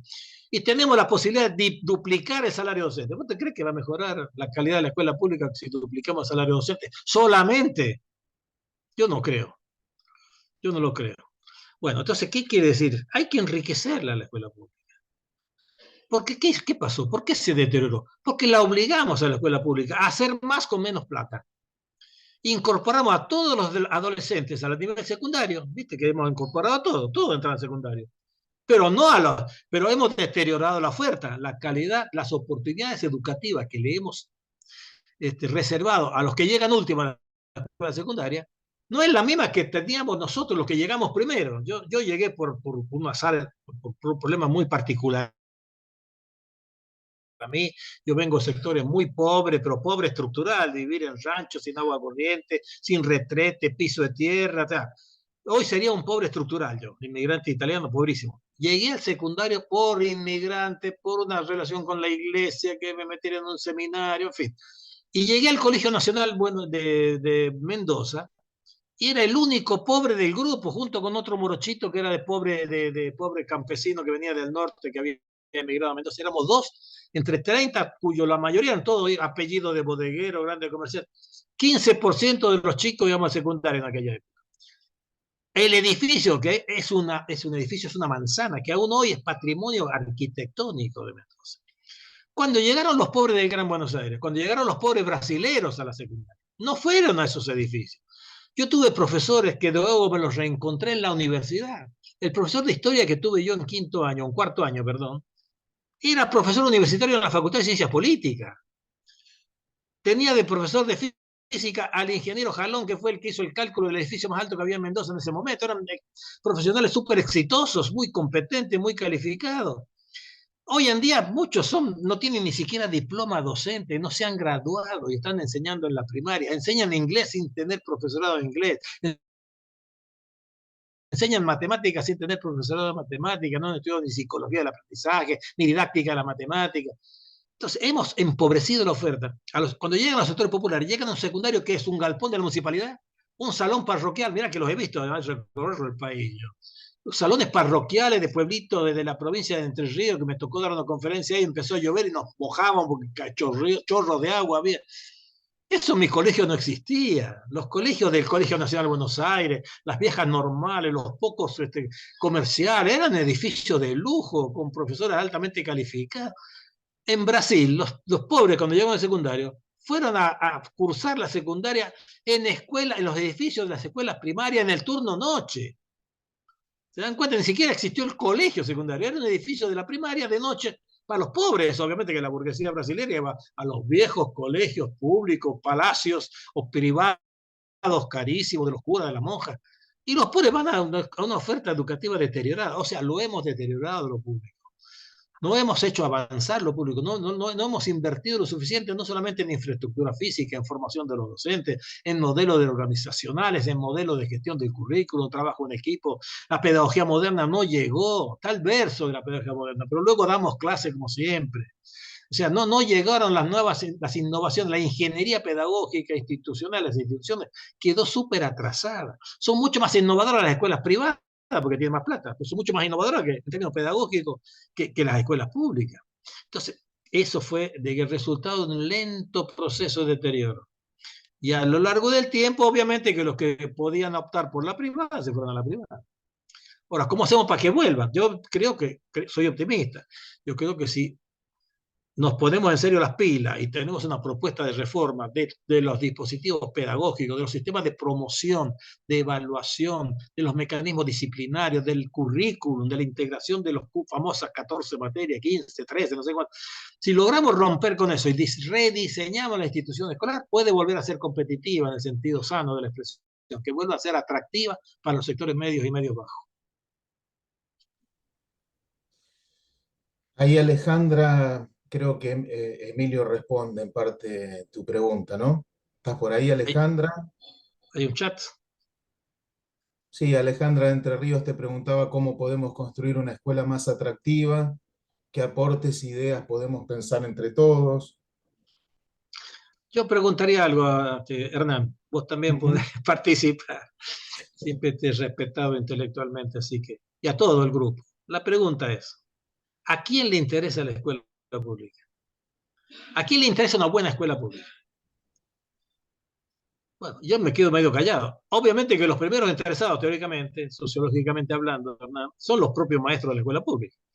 No por generoso, porque vivimos de lo público nosotros. Nosotros somos los primeros que tendríamos que defenderla y tener propuestas de reforma, modernización, actualización. No la gran revolución. Simplemente rediseñar la escuela, sin inventar la pólvora. Si está allá hay buenos establecimientos, se trata de generalizarlos. Los primeros seríamos nosotros, ¿no es cierto? Los docentes. O sea, abrirnos un poco. Las organizaciones representativas de los docentes, que son los sindicatos, deberían ser un poquito menos defensivos y más proactivos. Tenemos que tener propuestas de reforma como tienen los otros. Los otros tienen todos los dispositivos. Elección de escuela, la evaluación, descentralización. Que los directores de escuelas públicas elijan a sus profesores como tienen los de la privada. Fíjate, el de la privada elige los profesores. Mirá qué ventaja que tiene. Si yo tuviera que elegir ser director y quiero hacer una buena escuela, me voy a una privada, porque ahí puedo nombrar yo a los profesores. Ahí voy a nombrar a los profesores una serie de criterios colectivos que en función de un proyecto que tengo en la escuela, voy a buscar los profesores adecuados a ese proyecto. Esta es una cosa tan sencilla. Bueno, ¿nos animamos a hacer una cosa así? ¿Nos animamos a hacer como hicieron los brasileños en Minas Gerais? Elección democrática de los directores de establecimientos. Se concursa por escuela, no concurso de director, no. Tenés que concursar a esta escuela, lo cual supone que vos vas a la escuela, la analizás, pedís los datos, las cifras, definís un diagnóstico y después elaborás un programa y decís, bueno, para mí los problemas de esta escuela son estos y yo propongo hacer esto en primer año, en el segundo año esta otra cosa, quiero aumentar la retención, quiero aumentar el policlasismo, digamos, tratar de reclutar a otra familia del barrio, tanto por ciento, y voy a hacer esto. Y después se vota, los candidatos que se presentan y que elaboran sus propuestas, se votan los padres de familia, los colegas docentes votaban también, creo, los alumnos mayores de 14 años, en términos ponderados, ¿no? Bueno, nos animamos a romper con la cosa burocrática. ¿Cómo hacemos para, por ejemplo, aumentar la permanencia de los docentes en los establecimientos públicos? A mí me sorprendió en la encuesta que hicimos nosotros, la primera que hicimos en el año 2000 en Argentina, sí, que la permanencia, la antigüedad de los docentes en el establecimiento era superior en las privadas que en las públicas. Yo pensaba que iba a ser al revés. Como en las privadas están con régimen de comercio, te pueden echar, ¿no es cierto? Te pagan la indemnización, que vale 2 mangos. Y no, permanece más en las privadas que en las públicas. En las públicas se mueve hasta el 30% de la planta docente. De un año al otro cambia de escuela. ¿Cómo voy a tener un proyecto? ¿Cómo voy a lograr que esos profesores se pongan la camiseta de los establecimientos, sientan el orgullo de ser el director de la escuela? Fíjate que las escuelas públicas, lo digo con tristeza, muchas veces se las conoce por el número. Las 438 no tienen ni siquiera un nombre. El número 438 es lo mismo que para trabajar en la 437, en la 564. En cambio, si vos pasás del San Agustín al Santo Domingo, del Nacional Buenos Aires, tiene una historia, tiene una identidad. Te pones la camiseta. ¿Y qué te va a poner el número de camiseta? O sea, son pobres hasta desde el punto de vista institucional, pobres de historia, pobres de proyectos. Bueno, estas cosas yo quisiera, digamos, que los sectores que estamos interesados en la escuela pública, en primer lugar, los docentes en las organizaciones, piensen, dejen la actitud defensiva, porque con la defensa, a la larga del partido, en el minuto 91, 92, te meten el gol. Y así hemos visto cómo el neoliberalismo cómo ha ido creciendo y ahora se animan a decir cosas que la vieja derecha argentina, la de Macri, no pudo decir, no salieron con el voucher. Entonces, no es que yo quiera jugar al cuco, mire, pórtense bien, y yo diría, compañeros, pongámonos la pila, tengamos una propuesta de reforma, si no quedamos pegadas de esta escuela indefendible. Entonces, primero los docentes, pero ¿qué otros son los aliados? ¿Qué otros aliados? Los sectores más poderosos, ya lo dije, los sectores más poderosos ya tienen sus escuelas privadas. ¿Por qué lo van a hacer? ¿Para qué van a mejorar? ¿Qué interés tienen en mejorar la escuela pública? ¿Qué interés tienen en mejorar el transporte público si ellos tienen sus choferes, autos, aviones, helicópteros? Que el barrio privado ya lo tienen. La seguridad privada ya la pagan ellos. ¿Qué le importa mejorar la policía? Ellos pagan su seguridad privada. Tampoco, ellos no son aliados de lo público, porque ellos ya han abandonado lo público, están en el mercado. Bueno, pero son una minoría. ¿Por qué los sindicatos, el resto de los sindicatos, no se ocupan de la escuela pública? Los afiliados a los sindicatos de comercio, de los mineros, del industrial, el UAM, tienen hijos. Bueno, pensemos en los hijos también de los afiliados. También los sindicatos tendrían que formar parte de esta alianza de defensa de lo público. Sí. Tenés muchas preguntas, Emilio, ¿eh? Graciela Poco levanta la tiempo. mano, Oihani también, pero antes Marcela, por ejemplo, Emilio dice y te pregunta, bueno, buenas tardes, considero que la inclusión no es tan efectiva como en muchos casos se cree. Las oportunidades no son iguales para todas. Y ahí yo agrego, Emilio, si me permitís, un solo No, por bocadillo, favor, al porque quiero que te contrario. pregunten ellos. Primero, si podés hablarnos de los logros y de los límites de la inclusión, y si para vos hay una diferencia entre los conceptos de inclusión y de igualdad, y sobre todo de igualdad social, de igualdad de posiciones sociales o de justicia social. Yo soy de aquello que cuando ve que una palabrita se empieza a repetir demasiado, pierde significado. Nos ahorramos el trabajo de pensar de qué se trata. ¿Viste? Ay, obvio, hay la inclusión, hay inclusión, inclusión. Tiene que ser inclusivo, inclusivo. Y después decimos, ¿qué es inclusión? Entonces, podríamos hacer un ejercicio, ¿viste? Cuanto más proliferan estas modas en el lenguaje, yo sospecho siempre de las modas. ¿Viste?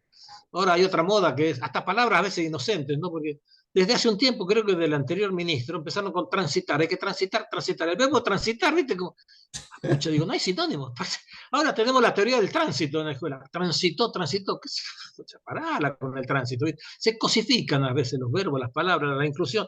¿Qué es la inclusión? La escolarización.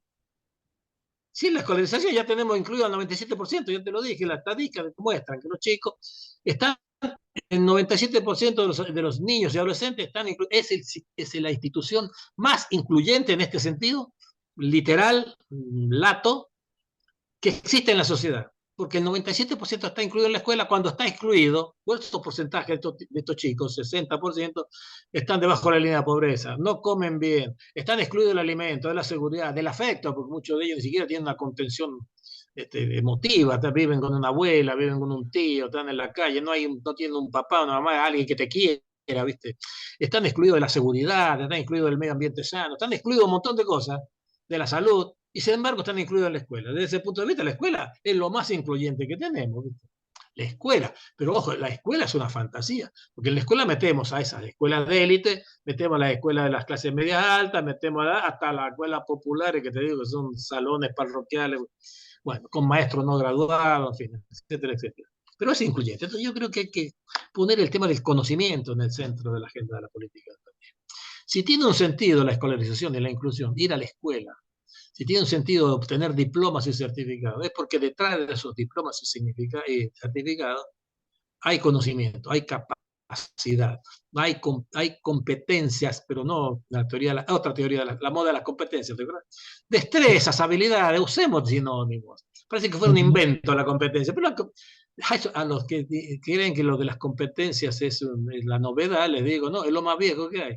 Porque las primeras instituciones educativas desarrollaban competencias, desarrollaban destrezas.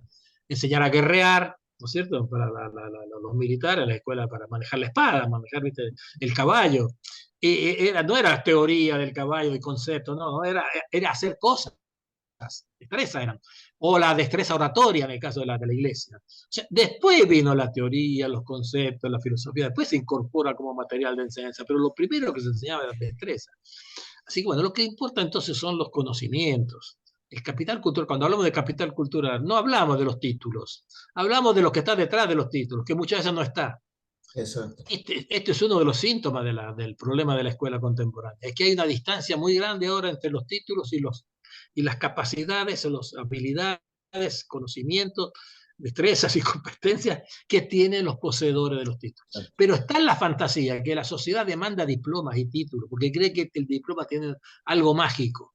Y tiene algo mágico, es cierto, porque es un diploma público del Estado. A vos te dicen licenciado, aunque seas un inútil en términos de sociología o de economía, sos licenciado, has sido instituido por el Estado con ese título que es una especie de título de nobleza, que ya te da un prestigio, que te digan licenciado, ya ganaste. Es mejor ser un burro con título que ser un sabio sin título, pues es un tipo que sabe mucha economía, pero no tener la licenciatura de una universidad reconocida por el Estado, que puede ser privada, no importa, tiene que estar reconocida por el Estado, que es el único que tiene esta capacidad, tiene el monopolio de esta violencia simbólica, digamos, la capacidad de oficializar el conocimiento. Tenés un conocimiento oficial que está reconocido por el Estado a través de un diploma. Es mejor tener el diploma que ser un sabio sin título, mejor ser burro con título. Entonces la gente persigue el diploma, porque el diploma te significa, incluso si estás en el sector público, te significa un aumento de sueldo. Tiene un efecto mágico. Vos eras tan burro como antes, tan sabio que el día anterior del diploma, y te implica un no sé cuántos pesos más, porque de acuerdo a las reglas laborales, el diploma te implica una mejora salarial. Entonces, ojo, es muy difícil, pero hay que generar una demanda de conocimiento en la sociedad. Porque hoy en día el conocimiento es un capital.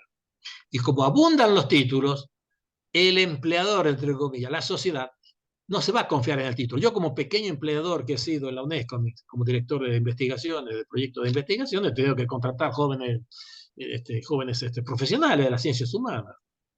Y a mí viene el tipo que dice, yo soy licenciado en educación, o tengo una maestría en sociología, pero realmente saber leer y escribir, saberse estadística.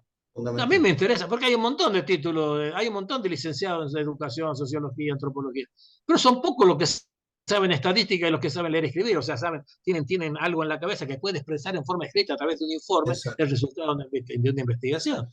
Entonces a mí el diploma, como hay tantos tipos con diploma, yo voy a ver detrás, entre los que tienen diplomas, quienes además del diploma tienen conocimiento. Y de eso se tienen que avivar, incluso los universitarios, porque muchas veces se desesperan por el diploma. Para acá, hacerlo tranquila, les dice otro. Si estás trabajando, no lo podés hacer en 5 años, hacerlo en 7, 8. Para vos es más importante aprender estadística, aprender sociología, aprender un lenguaje, que tener el diploma. Porque está lleno de diplomados. Ahora hay preocupación por los doctorados en Argentina. Han proliferado tanto los doctorados que hay un montón de doctores y ya sospechamos de los doctorados también.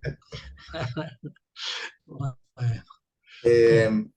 Vos siempre hablas sobre qué es lo que puede hacer la escuela en términos de conocimiento que no puede hacer otra institución, ¿no? Y es la lengua, la matemática, el cálculo, la historia, la ciudadanía. Enseñar algunos valores, por ejemplo, como la solidaridad, pero no la solidaridad así, sino el principio de la solidaridad social, digamos, ¿no? Sí. Estas cosas son necesarias en la vida social y no se puede dejar librar ni al mercado ni a la familia. Hay una italiana politóloga liberal, politóloga, profesora de Harvard, creo, que dice, ¿por qué, se llama así el artículo, un librito pequeño, ¿por qué la escuela de la familia es una pésima idea? Confiar que a la familia le interesa la solidaridad, ¿no? La familia va a enseñar, la familia va a buscar que el chico saque el mejor diploma, un diploma exclusivo que lo beneficie a él. Totalmente. No piensa en las externalidades, como se llama de la educación. Viste que la educación tiene externalidades. Es una sociedad más educada beneficia no solamente a los educados, a los que tienen los diplomas, sino que beneficia al conjunto de la sociedad. Eso se llama externalidad. Es cuando una acción social tiene efectos que trascienden al tipo que la emprende. ¿Viste? Una empresa puede tener externalidades positivas o negativas. Cuando contamina tiene efectos negativos, pero cuando levanta el nivel cultural del pueblo, levanta el nivel de empleo, ¿viste? Tiene un efecto que trasciende a los empleados, a los obreros de esa empresa, de esa fábrica. Bueno, entonces, este es uno de los argumentos que hay que darle a los economistas, esas las conocen ese argumento, el argumento de las externalidades, que las escuelas tienen efectos que trascienden a sus propios usuarios, y que por eso la escuela pública, estos valores públicos, no los produce ni el mercado ni la familia. Es solamente es un resultado de una gesta colectiva. En eso creemos la democracia. La democracia, estas decisiones, el sistema escolar es lo que la sociedad en su conjunto, a través de la deliberación democrática, incluso las elecciones, la ley de la mayoría y la minoría, el parlamento, las negociaciones en los parlamentos, se define a través de una ley cuáles son estos valores comunes. Que la escuela pública tiene que desarrollar, sea financiada por el Estado, financiada con gestión privada o gestión pública, no importa. La gestión privada también tienen que respetar ese currículum básico en términos justamente de estos valores. Ahí Graciela te quiere hacer una pregunta. A ver, Graciela, un gusto. ¿Qué tal? Un gusto. No quiero hacerle una pregunta, solo quiero hacer un aporte. Cuando se realizan las Olimpiadas Nacionales, en general el medallero está compartido con alumnos que son la gran mayoría de escuelas públicas y algunos de escuela privada. Entonces, como dijo Leticia recién en el chat, creo que hay ejemplos de lo público que se deben replicar, que se deben visualizar y considerar, porque realmente la escuela pública, y no solo en la capital federal, sino en todo el país, muchas veces produce egresados de calidad. Lo digo con conocimiento de causa, y en todos los niveles, incluyendo en el universitario. Solamente era ese aporte, porque creo que si no siempre nos quedamos en esto de denostar a la educación pública y reforzamos el concepto de que lo público no sirve. Y creo que realmente sirve, solo que lo tenemos que, como usted dijo, reformar. Le agradezco. Sí, sí, estoy de acuerdo. No hay que inventar la pólvora. Las buenas escuelas existen, no hay que ir a Finlandia, ni a Suecia, ni a Singapur. Las buenas escuelas las tenemos acá. Pero como dice un italiano amigo, dice, el sistema escolar es un archipiélago bastante triste, o sea, un conjunto de islas, ¿no? Porque hay muchas islas. Mira que en Argentina hay más de 50.000 establecimientos. Es un archipiélago bastante triste donde existen islas felices. Lo ideal sería que esas islas felices sean la norma y no la excepción. ¿Sí? Entonces, hay que, como decís vos, lo dice también aquí Leticia, hay que conocerla para poder, y ver cuáles son las condiciones. Porque, viste, quizás ese modelo de escuela te funciona en barrios populares, pero no te funciona en barrios urbanos, de clase media. Porque no hay una sola escuela, viste. Porque el modelo pedagógico para educar a los hijos de los maestros es distinto que para educar a los hijos de la gente que no habla ni siquiera el español como idioma materno. O sea, no hay un modelo único. Porque muchas veces los pedagogos te venden este modelo escolar. No, este modelo escolar, decime cuál es. Viste, como los medicamentos, sirve para tal cosa. Dadas ciertas condiciones, sirve. Si no, no sirve. Tendría que decir, este modelo sirve para el caso de chicos y familia, tal, que tienen tales características. No sirve para cualquier cosa. Porque viste, es como los remedios de los yuyos. Esto hay yuyos que sirven para todo. No hay un modelo único válido para todos. Pero es cierto que existen en Argentina excelentes escuelas y esta hay que visibilizarla, hay que ver cómo. Este es uno de los problemas que tiene este sistema, quizás por la masividad que tiene. Si uno pregunta, por ejemplo, acá en Buenos Aires, ciudades medianas y grandes, a ver, ¿quiénes son? Dame el nombre de 5 profesores de matemáticas secundarios que son unos genios, ¿viste? Que logran entusiasmar a los chicos. ¿Quiénes son los 5 paenza acá de...? Y no te lo sabe decir nadie. En cambio, yo le pregunto acá a la Argentina, che, ¿quiénes son en Buenos Aires? Dame los nombres de los 5 pediatras más famosos de Buenos Aires. ¿Vos sabés que te lo dicen? Hay una especie de consenso entre la gente que está en el mundo hospitalario. Y mirá, fulano, Gian Antonio, me acuerdo, te daban son 5 o 6 nombres de los mejores pediatras. No te dan el nombre de los mejores profesores de lengua, de los mejores profesores de física que tenemos. No, ni siquiera están visibilizados. En cambio, las empresas privadas, fíjate, en el capitalismo, se roban a los expertos, a los técnicos.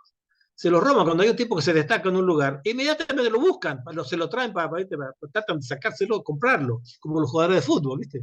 Los jugadores de fútbol, ya, la excelencia está a la vista, ¿viste? Porque vos lo ves, todo el mundo lo ve. Y los que saben de fútbol, inmediatamente se los chupan, los compran, los traen. Y los docentes, es un mercado tan masivo, tan opaco, que el genio, muchas veces estos docentes, mujeres y hombres, se lo llevan a la tumba. Ni siquiera el sistema escolar no aprovecha ese conocimiento que produjeron estos personajes que son genios, ¿viste? Que tendríamos que poder utilizarlo. Yo hice una experiencia en Rosario con la pareja pedagógica. La municipalidad tenía una directora de educación en la época de Wiener, que fue un intendente socialista de Rosario, luego fue gobernador. Y vino UNICEF, la secretaria de Educación, y quería que le apoyáramos para apoyar a las escuelas de sectores populares de Rosario. Y se nos ocurrió hacer una experiencia de formación docente con parejas pedagógicas. En vez de darle cursos de Foucault, que muchas veces lo llenamos de contenido que no tiene nada que ver, y enseñarle Bourdieu a los docentes. ¿Para qué les sirve Bourdieu? Memorizar conceptos, una jerga. ¿Por qué no hacemos? No nos buscamos a través del sindicato. Busquemos, a ver, maestras, porque la mayoría son mujeres, digo maestras, de primera, que se hayan jubilado en los últimos años, que están en buenas condiciones físicas, que tienen ganas, y tenían reputación de haber sido buenas docentes. Y las juntamos a 30. Y las juntamos, las apareamos con 30 jóvenes que recién iniciaban el trabajo docente, es justamente en las villas. Porque para cómo encontrar lo que se hace en otros campos, ¿viste? A un médico que empieza a hacer cirugía, empieza con una apendicitis, que es lo más sencillo, no van a hacer operaciones de tumores cerebrales, porque esto, ¿viste? Es más complicado. En cambio, las recién graduadas las mandaban a bailar con la más fea, a enseñar en los lugares más complejos. ¿Y qué hicimos? Hicimos las parejas pedagógicas. Pero era impresionante. Yo cuando hablaba con estas mujeres, primero que estaban felices que alguien se acordó de ellas. Y recuerdo que UNICEF le dábamos $100 mensuales a la maestra, cuando el dólar rojo no valía tanto como hoy. $100 es un montón de plata. Un montón de plata, en términos de poder adquisitivo no es mucho. Pero por $100 hicimos estas parejas. Y fue impresionante. Pero les enseñaban no con teoría. Ellas iban al aula. Por ejemplo, las chicas tenían problemas, las jóvenes, tenían problemas, no sabían cómo ordenar a los chicos para que empezara la actividad. ¿Viste? Se mueven los chicos, sectores populares, no están acostumbrados, no hay disciplina, ¿viste? Comen a cualquier hora en su casa. Entonces no sabemos cómo hacer para que se sienten. ¿Qué le va a dar Foucault? Vigilar y castigar, para que no le sirve para nada. Ella iba y ella lo hacía, ella ordenaba, y la otra estaba ahí presente. ¿Viste cómo se aprendía en los talleres, con Sí, sí. el viejo sistema de aprendizaje? Vos vas ahí al taller y lo primero, mirá, vete cómo desarmó la pieza. Dice, no estaba escuchando una clase. Bueno, lo interesante es que encontramos 50 maestras de alta calidad que se llevaban todo ese conocimiento que habían generado en el sistema, se lo llevaban para su casa, que nadie se sintieron gratificadas, dice que alguien valorice lo que nosotros hemos aprendido. ¿Por qué no masifiquemos este modelo de formación docente? Busquemos a esta gente que sabe y que incluso se sienten hasta que tiene significado su vida, que todo eso que aprendió sirve, ¿viste? Bueno, que lo devuelva al sistema, esto sería muy interesante. Visibilizar este conocimiento, que es un conocimiento práctico, que se genera en la práctica y que existe. Muchos profesores lo tienen. Le da significado a los docentes, a sus propias vidas, a su propio oficio, pero sobre todo sirve, digamos, Claro. como prueba de que lo pueden hacer los demás docentes, ¿no? Se transmite no en forma oral, se transmite en la práctica, haciendo. En la práctica. Haciéndole, la otra mira. Fíjate que la imitación es uno de los grandes mecanismos de aprendizaje que tenemos. El chico, ¿cómo aprende? Imitando. Imitando. A veces, la imitación, no, la creatividad, hay que inventar todo. ¿Qué tiene que inventar todo? Hay todo un discurso inflacionario, la paradoja moderna, que tenemos que ser creativos todo el tiempo, la creatividad. Pero ¿qué creatividad? Primero imitar a los que han sido creadores, ¿viste? Después capaz que inventás vos, ¿viste? Pero primero aprender de lo inventado. Somos todos enanos en hombros de gigantes. Exacto. Ahí Oihani Jiménez te quiere hacer una pregunta, que hace mucho levantó la mano. Oihani Jiménez. Buenas tardes. Oihani Jiménez por acá, soy de República Dominicana y para mí es un placer formar parte de este panel y me parece, diría que interesante que en Argentina haya el mismo sistema que aquí en República Dominicana en cuanto a esa diferencia entre las escuelas, que aquí las escuelas son públicas, y los colegios, que no sé si allá también son, los colegios aquí son privados, todos los colegios privados. Y hay una gran diferencia en cuanto a la educación. Usted mencionó algo que sería bueno que los hijos de los maestros fueran a las escuelas. Y aquí yo recientemente culminé la licenciatura en educación primaria, segundo ciclo, y las prácticas que debíamos de realizar eran en los colegios, en las escuelas. Producto de la pandemia, teníamos que estar en casa y antes nos especificaban un centro. Nosotros teníamos, que producto de la pandemia, buscar un centro cerca de nuestra casa. Y obviamente todo el mundo quería irse a los colegios. Y cuando nosotros preguntamos, pero ¿por qué no podemos estar en el colegio y tiene que ser en la escuela? Y ellos decían que era en las escuelas donde estaba la realidad de la educación. Y era entonces ahí donde debíamos de realizar nuestra práctica. Y realmente yo le echo la culpa al gobierno de que la educación en las escuelas sea tan mala, por decirlo de un modo, y que todos tengan la misma opinión. Aquí tenemos que estar desde las 8 de la mañana hasta las 4 en una escuela. Y los niños también. Ya usted puede saber lo difícil que es para un niño estar prácticamente sentado, consumiendo todo el contenido que uno le da, sin ningún tipo de actividad extra, es decir, una actividad que sea práctica, en la que ellos se distraigan, como nosotros decimos, boten el golpe, etcétera, etcétera. Incluso también la parte de la alimentación, la parte de que se realicen talleres, la parte de los docentes, que muchas veces la problemática mayor es esa, como decían, que los docentes no van, producto de que hay una huelga, de que necesitan recursos para poder realizar sus clases, desarrollar sus clases, y toda esa cosa son producto también, como usted había dicho, de la mala administración que tiene el Estado. Yo creo que, así como te digo, hay cosas que no van a ser como antes. Yo digo que en las escuelas antes se preocupaban tal vez de que no se desarrollaran tantas competencias como en los colegios, es decir, que tuvieran acceso a la tecnología, que tuvieran acceso a aprender algún otro idioma, pero sí se preocupaban los maestros. Ellos eran realmente maestros y se preocupaban de que los estudiantes aprendieran, en primer lugar, letras, que aprendieran a escribir, que aprendieran a leer, que aprendieran en cuanto a las áreas de las matemáticas, suma y resta, o sea, las operaciones básicas que ellos pudieran desarrollarse en la sociedad. Y bueno, no voy a hablar más, a abundar más, pero me parece súper interesante y realmente yo creo que deberíamos de levantar un movimiento. Yo ya veo que no a nivel nacional, sino mundial, de que se pueda hacer un cambio en las escuelas públicas y que sea tal vez no igual, pero sí un poquito semejante a los colegios, porque yo entiendo que todos los niños merecen la misma educación. No debe de haber una diferencia en las escuelas y una diferencia en los niños que reciben la educación de colegio. Yo creo que todos deberíamos de tener el mismo tipo de educación. Gracias. Gracias, soy Jani, muy interesante. Bueno, yo tuve la ocasión de viajar a República Dominicana, pero he vivido 5 años en México. En México fui profesor de la Universidad Pedagógica Nacional, una institución que forma docentes, masiva, muy grande, se crea ya por los años fines de los 80. Y me daba cuenta que todos los profesores de la universidad pública, de mis compañeros de la universidad, todos mandaban a sus hijos a escuelas privadas, en México. Y es terrible en México. O sea, en esos países donde la desigualdad social es mucho más extrema que la que hay en Argentina, que todavía hay ciertas clases medias que resisten, incluso hay sectores asalariados del sector formal de la economía que se identifican como clase media. Porque acá los que hacen más que sociología, hacen demografía y cuentan a los pobres y dicen que 40 y tantos % son pobres, meten en la bolsa una diversidad impresionante cuando son muy pocos los que se autoidentifican como pobres en Argentina.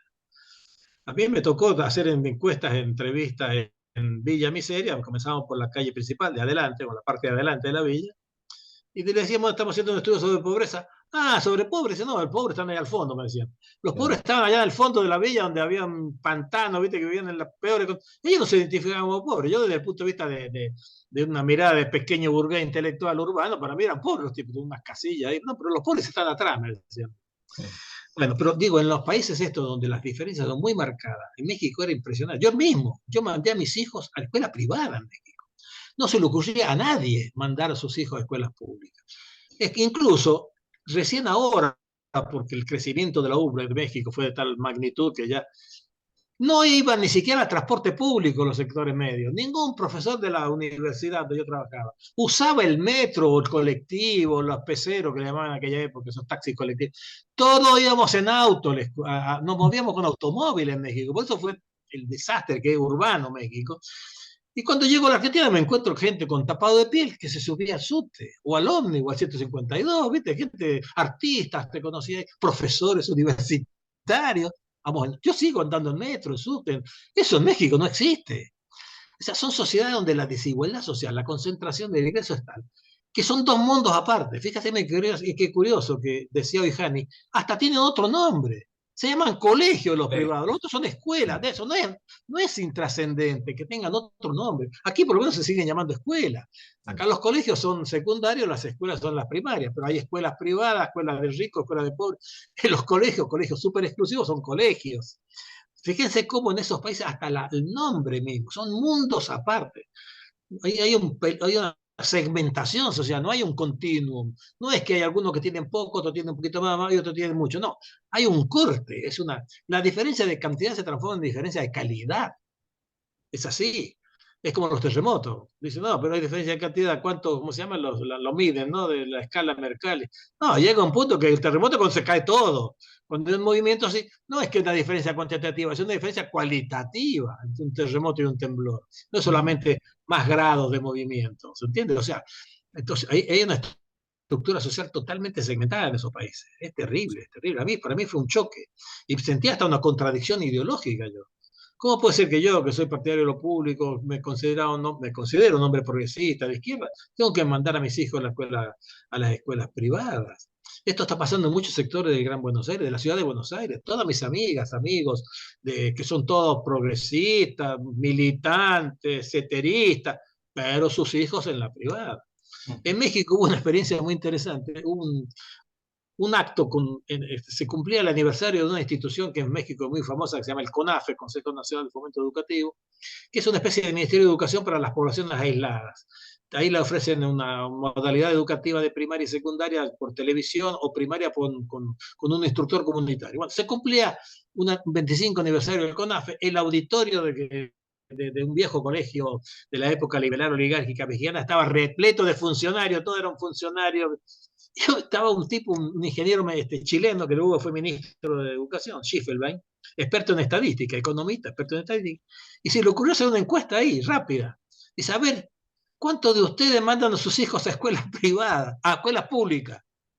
Un tipo levantó la mano, lo vi yo con mis propios ojos, o sea, todo masivamente, todo el mundo se quedó callado, uno levantó la mano entre 500 que habían ahí. O sea, cuando llegamos a esa fragmentación, ¿cómo se retorna de ahí? Es muy difícil. Por eso digo que creo que en Argentina todavía, no sé si soy un utópico, pero creo que todavía estamos en condiciones de recuperar a la escuela, porque todavía el deterioro de lo público no ha llegado al nivel de México. Eso es importante también tener en cuenta. Bueno, pero la tendencia es preocupante, porque chicos, te digo, todos amigos nuestros, gente de tu edad, gente de mi familia, de Gran Buenos Aires, desesperados, son gente progresista, yo los conozco, son gente de buena voluntad, pero que están obligados a tener que pagar la escuela privada porque ahí ahí no se falta, hay contención, si el chico se hace la rata, te llaman por teléfono, directo. No es que enseñan más matemática y más lengua, muchos casos, simplemente funciona y hay contención. Estas cosas mínimas yo creo que hay que conversarlas con los compañeros de los sindicatos, que son todos políticamente progresistas, pero muchas veces son pedagógicamente súper conservadores, cada uno aferrado a su materia. No me toquen la materia mía, que es historia, yo soy profesor de historia, no, mira, ciencias sociales, no, yo soy geógrafo, a mí no me toqué la geografía, entonces no podemos mover nada. No me toque el Instituto de Formación Docente, pero mira que tenés una carrera con 10 alumnos. No, a mí no me toque la carrera esta porque este es un derecho adquirido. No, hay ciertas cosas que vamos a tener que sentarnos y conversar, compañeros, somos progresistas, seamos reformistas. Si no, los reformistas van a ser los otros. Sí. Ojo, y vienen de lo peor, porque la propuesta del voucher, yo no la complete acá. Ojo, yo la leí en el diario Nación. Este señor Krause, no sé si lo leyeron ustedes, tiene un artículo y dice, no, el voucher de Milei, en realidad, el voucher puro, no es con dinero público. Dice, la educación es un bien de mercado, se puede hacer negocio con la escuela, entonces se compra, va a elegir la escuela, paga. Los que no pueden pagar la escuela, vamos a crear un régimen para que las empresas privadas asignen becas deducibles de los impuestos. Entonces el empresario ese va a estar más seguro dando becas que poniéndole plata a un Estado corrupto que no saben qué termina después. Entonces, volvemos a la beneficencia pública. Como no hay justicia social, no le puedo obligar a nadie a ayudar a otro, lo que sí puedo es obligarlo a no hacer el mal, porque el liberalismo te dice, yo puedo obligar a alguien a no hacer el mal, pero yo no lo puedo obligar a hacer el bien. Si hago el bien, lo hago yo. Yo lo hago yo. Viste que dicen, el acto de donación tiene que ser libre y gratuito, si no pierde nobleza. Si yo ayudo porque estoy obligado, entonces no tiene ninguna belleza moral. Yo doy porque quiero, porque yo te quiero ayudar a vos. Volvemos a la beneficencia pública, a Rivadavia, 1828. El bono privado, están locos. Es una locura, está escrito eso. Pero en la medida que siga el deterioro de lo público, se va a acentuar, se va creando el caldo de cultivo en la sociedad para que la gente acepte el bono. Así como aceptó la privatización de Entel, ¿viste? Porque Entel era un desastre. A mí me costaba, cuando llegué de México, $5.000 una línea telefónica. Me la vendían en el mercado. El departamentito que pude comprar con los ahorros que tenía me costó $10.000. Entonces se privatizó Entel y nadie lloró por la privatización de Entel. Porque era tal el deterioro de lo público que genera el espacio para que esta oposición público malo, privado bueno, se imponga en la sociedad, en todos los niveles de la sociedad, incluso en los sectores populares. Exacto. ¿Alguna pregunta más para Emilio? ¿Alguna contribución? Ya se nos hizo tarde. Es la hora de cenar. Es la hora de cenar. Bueno, espero que no se hayan aburrido. Ahí, Emilio, te pregunta Matías. Sí. Vivó, ¿cómo crear sentido en los estudiantes sobre la importancia de asistir a la escuela en tiempos de marcada desigualdad y, a ver, en tiempos de marcada desigualdad. Y yo creo que el maestro, entre otras cosas, tiene que volver a ser un seductor. Tienen que aprender técnicas de seducción, de motivación, para decírselo en términos más académicos, ¿viste? Porque, y romper con este mito que circula mucho, que a los chicos de hoy no les interesa nada. Viste que esto yo lo he escuchado en talleres, con docentes. A los chicos de hoy no les interesa nada, incluso en la universidad. Un profesor que vos y yo conocemos, un día te voy a decir quién es, me dijo un día, yo le enseño al que le interesa, ¿ves? ¿Y quiénes son? Y dice, los que me preguntan, que se sientan adelante. Dice, a mí el resto, yo le enseño sociología al que le interesa, dice, al resto a mí qué me importa. ¿Ves? Bueno, si esa es la actitud de un docente democrático, quizá la primera responsabilidad de un docente es, especialmente en la educación general básica, donde el chico tiene derecho y tiene obligación de aprender, ojo. No nos olvidemos que es obligatorio. Primero la escuela fue obligatoria. Los padres del liberalismo argentino fueron los que inventaron la obligatoria de la escuela y la vacuna, por las externalidades. Todos tenían que vacunarse, porque no hay manera de combatir la enfermedad, y todos tenían que ser instruidos para participar como ciudadanos en la vida democrática. Este señor quiere romper con la idea de obligatoriedad, o es un burro, o es un traidor a los principios del liberalismo clásico occidental, digamos así. Entonces, hoy en día la obligatoriedad, la escuela no va, no, la obligatoriedad no se puede enseñar obligatoriamente, vas a aprender esto por obligación. Vas a aprender si te interesa, porque aprender requiere un esfuerzo. Entonces el maestro hoy, antes de tirar cualquier contenido, tiene que generar la demanda de ese contenido, tiene que entusiasmar al chico por la lengua, tiene que entusiasmarla por la física, por la biología o por el aparato digestivo de la rana, porque si sos un mago por ahí podés lograr que se interese por el aparato digestivo de la rana o que se interesen por la historia de los fenicios. Pero no puede ser que un maestro de historia, como que tuvo mi nieto el año pasado, le preguntó la primera semana de clase, che, ¿y en historia qué está estudiando? Y nos dijo que estudiáramos los fenicios. Pero te explicó para qué sirve estudiar los fenicios. ¿A cuántos de los que estamos aquí compartiendo este momento le interesa hoy en día la historia de los fenicios? A mí no me interesa. Ahora, si viene un profesor que es tan genio, él me tiene que movilizar e interesar. Me tiene que entusiasmar. En primer lugar, él tiene que estar entusiasmado por la historia de los fenicios. Me tiene que explicar a mí por qué me tengo que estudiar la historia de los fenicios. ¿Viste? Es la primera obligación de cualquier docente hoy en día, es generar este interés. No lo puede dar por descontado. No puede dar por descontado que eso ya hace la familia, ya le desarrolla el interés por el conocimiento. Nadie nace interesado por la matemática, ni por el violón, ni por la violonchelo, ni la física, ni la química. Es cultural este interés. Bueno, en los sectores medio altos, las clases cultas, los maestros, los hijos de maestros ya vienen disciplinaditos, porque la escuela es importante, porque ¿viste? El hijo del maestro ya viene bien, es el alumno ideal, el hijo del maestro. Y les va muy bien en todo el mundo a los hijos de los maestros, que no son ricos los maestros. Por eso, cuando dijo alguien por ahí, bueno, hay escuelas públicas que funcionan, y sí, hay chicos ricos que no aprenden. Eso es muy interesante para estudiar. ¿Por qué no aprenden los hijos, muchos hijos de ricos que no aprenden?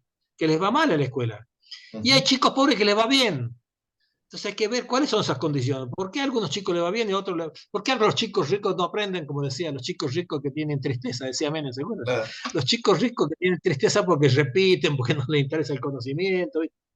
Bueno, o sea, que la escuela puede. Esto sí es importante, la escuela puede, incluso con sectores populares, la escuela puede, porque hay experiencias de escuelas populares donde los chicos salen sabiendo leer, escribir, calcular, se pueden expresar en forma oral, que es muy importante, la oralidad, siempre hablamos lectoescritura, no es oralidad, lectoescritura, expresarse con imágenes, con el cuerpo, con la danza, con la música, con la pintura, es más amplio, no es la lectoescritura, no es la maestra de lengua y matemáticas responsable de las competencias expresivas, son todo el equipo docente en la institución que tiene que poner eso como el centro. Exacto. El centro en la educación general básica, el chico no puede salir sin estas competencias expresivas, sin manejar lenguaje relativamente complejo, emitir y comprender mensajes complejos. El sentido amplio que te puede expresar por la música, con el cuerpo, repito, con la escultura, con la palabra. La mayoría de las veces no estamos leyendo, son los gestos, lo gestual. La mímica. Interpretar los medios también, eso forma parte también de la alfabetización. Sí, saber leer un diario. Eso lo decía Borges, a los chicos hay que enseñarles a leer el diario. Basta ponerles 3 diarios distintos. Y ahí ya rompé con la magia de que lo dijo este diario, pero este diario dice todo lo contrario. Reflexionemos, fíjense cómo hay una lucha por imponer la verdad. Es algo simple, sentido común, no necesita Piaget, ni teorías pedagógicas exóticas. A veces hay que usar un poco de sentido común y cultura general de los docentes. Pero bueno, la escuela puede. Si se lo propone y se le dan los recursos, la escuela puede. La escuela puede. Bueno, vamos a darte un aplauso, Emilio. Sobre todo, les comento, Emilio la semana pasada recibió el doctorado honoris causa por la Universidad Nacional de Rosario. Vamos a aplaudirte, Emilio. Muchas gracias a ustedes. Gracias. Y reconocerte también como un maestro de todos. Es una caricia para el espíritu. Gracias. Te queremos muchísimo. Muchas gracias, Emilio. Muchas gracias. Han sido Un generosos, placer. muy generosos. Gracias a ustedes. Nos volveremos Gracias a ver. por el tiempo. Somos jóvenes. Hernán, somos jóvenes. Yo me cuelgo de vos. Me cuelgo de Hernán. Me cuelgo de la juventud de Hernán. Hay Emilio para rato. Bueno, gracias, che. Hasta la próxima, entonces. Chao, Emilio. Y chao Gracias, a todos. Emilio. Gracias. Gracias por la Gracias, paciencia y la Hernán. escucha. Adiós, adiós. Saludos a todos. Espero que estas chats acá queden grabados también. ¿Los chats quedan grabados? Queda grabado, Bueno. queda grabado. Ok, Queda ok. grabado. Gracias a todos los que contribuyeron. Después Gracias. te lo mando. Bueno, gracias. Saludos a todos. Chao, Leticia. Chao, gracias, Hernán. Un No, placer por realmente. favor, un placer. Gracias.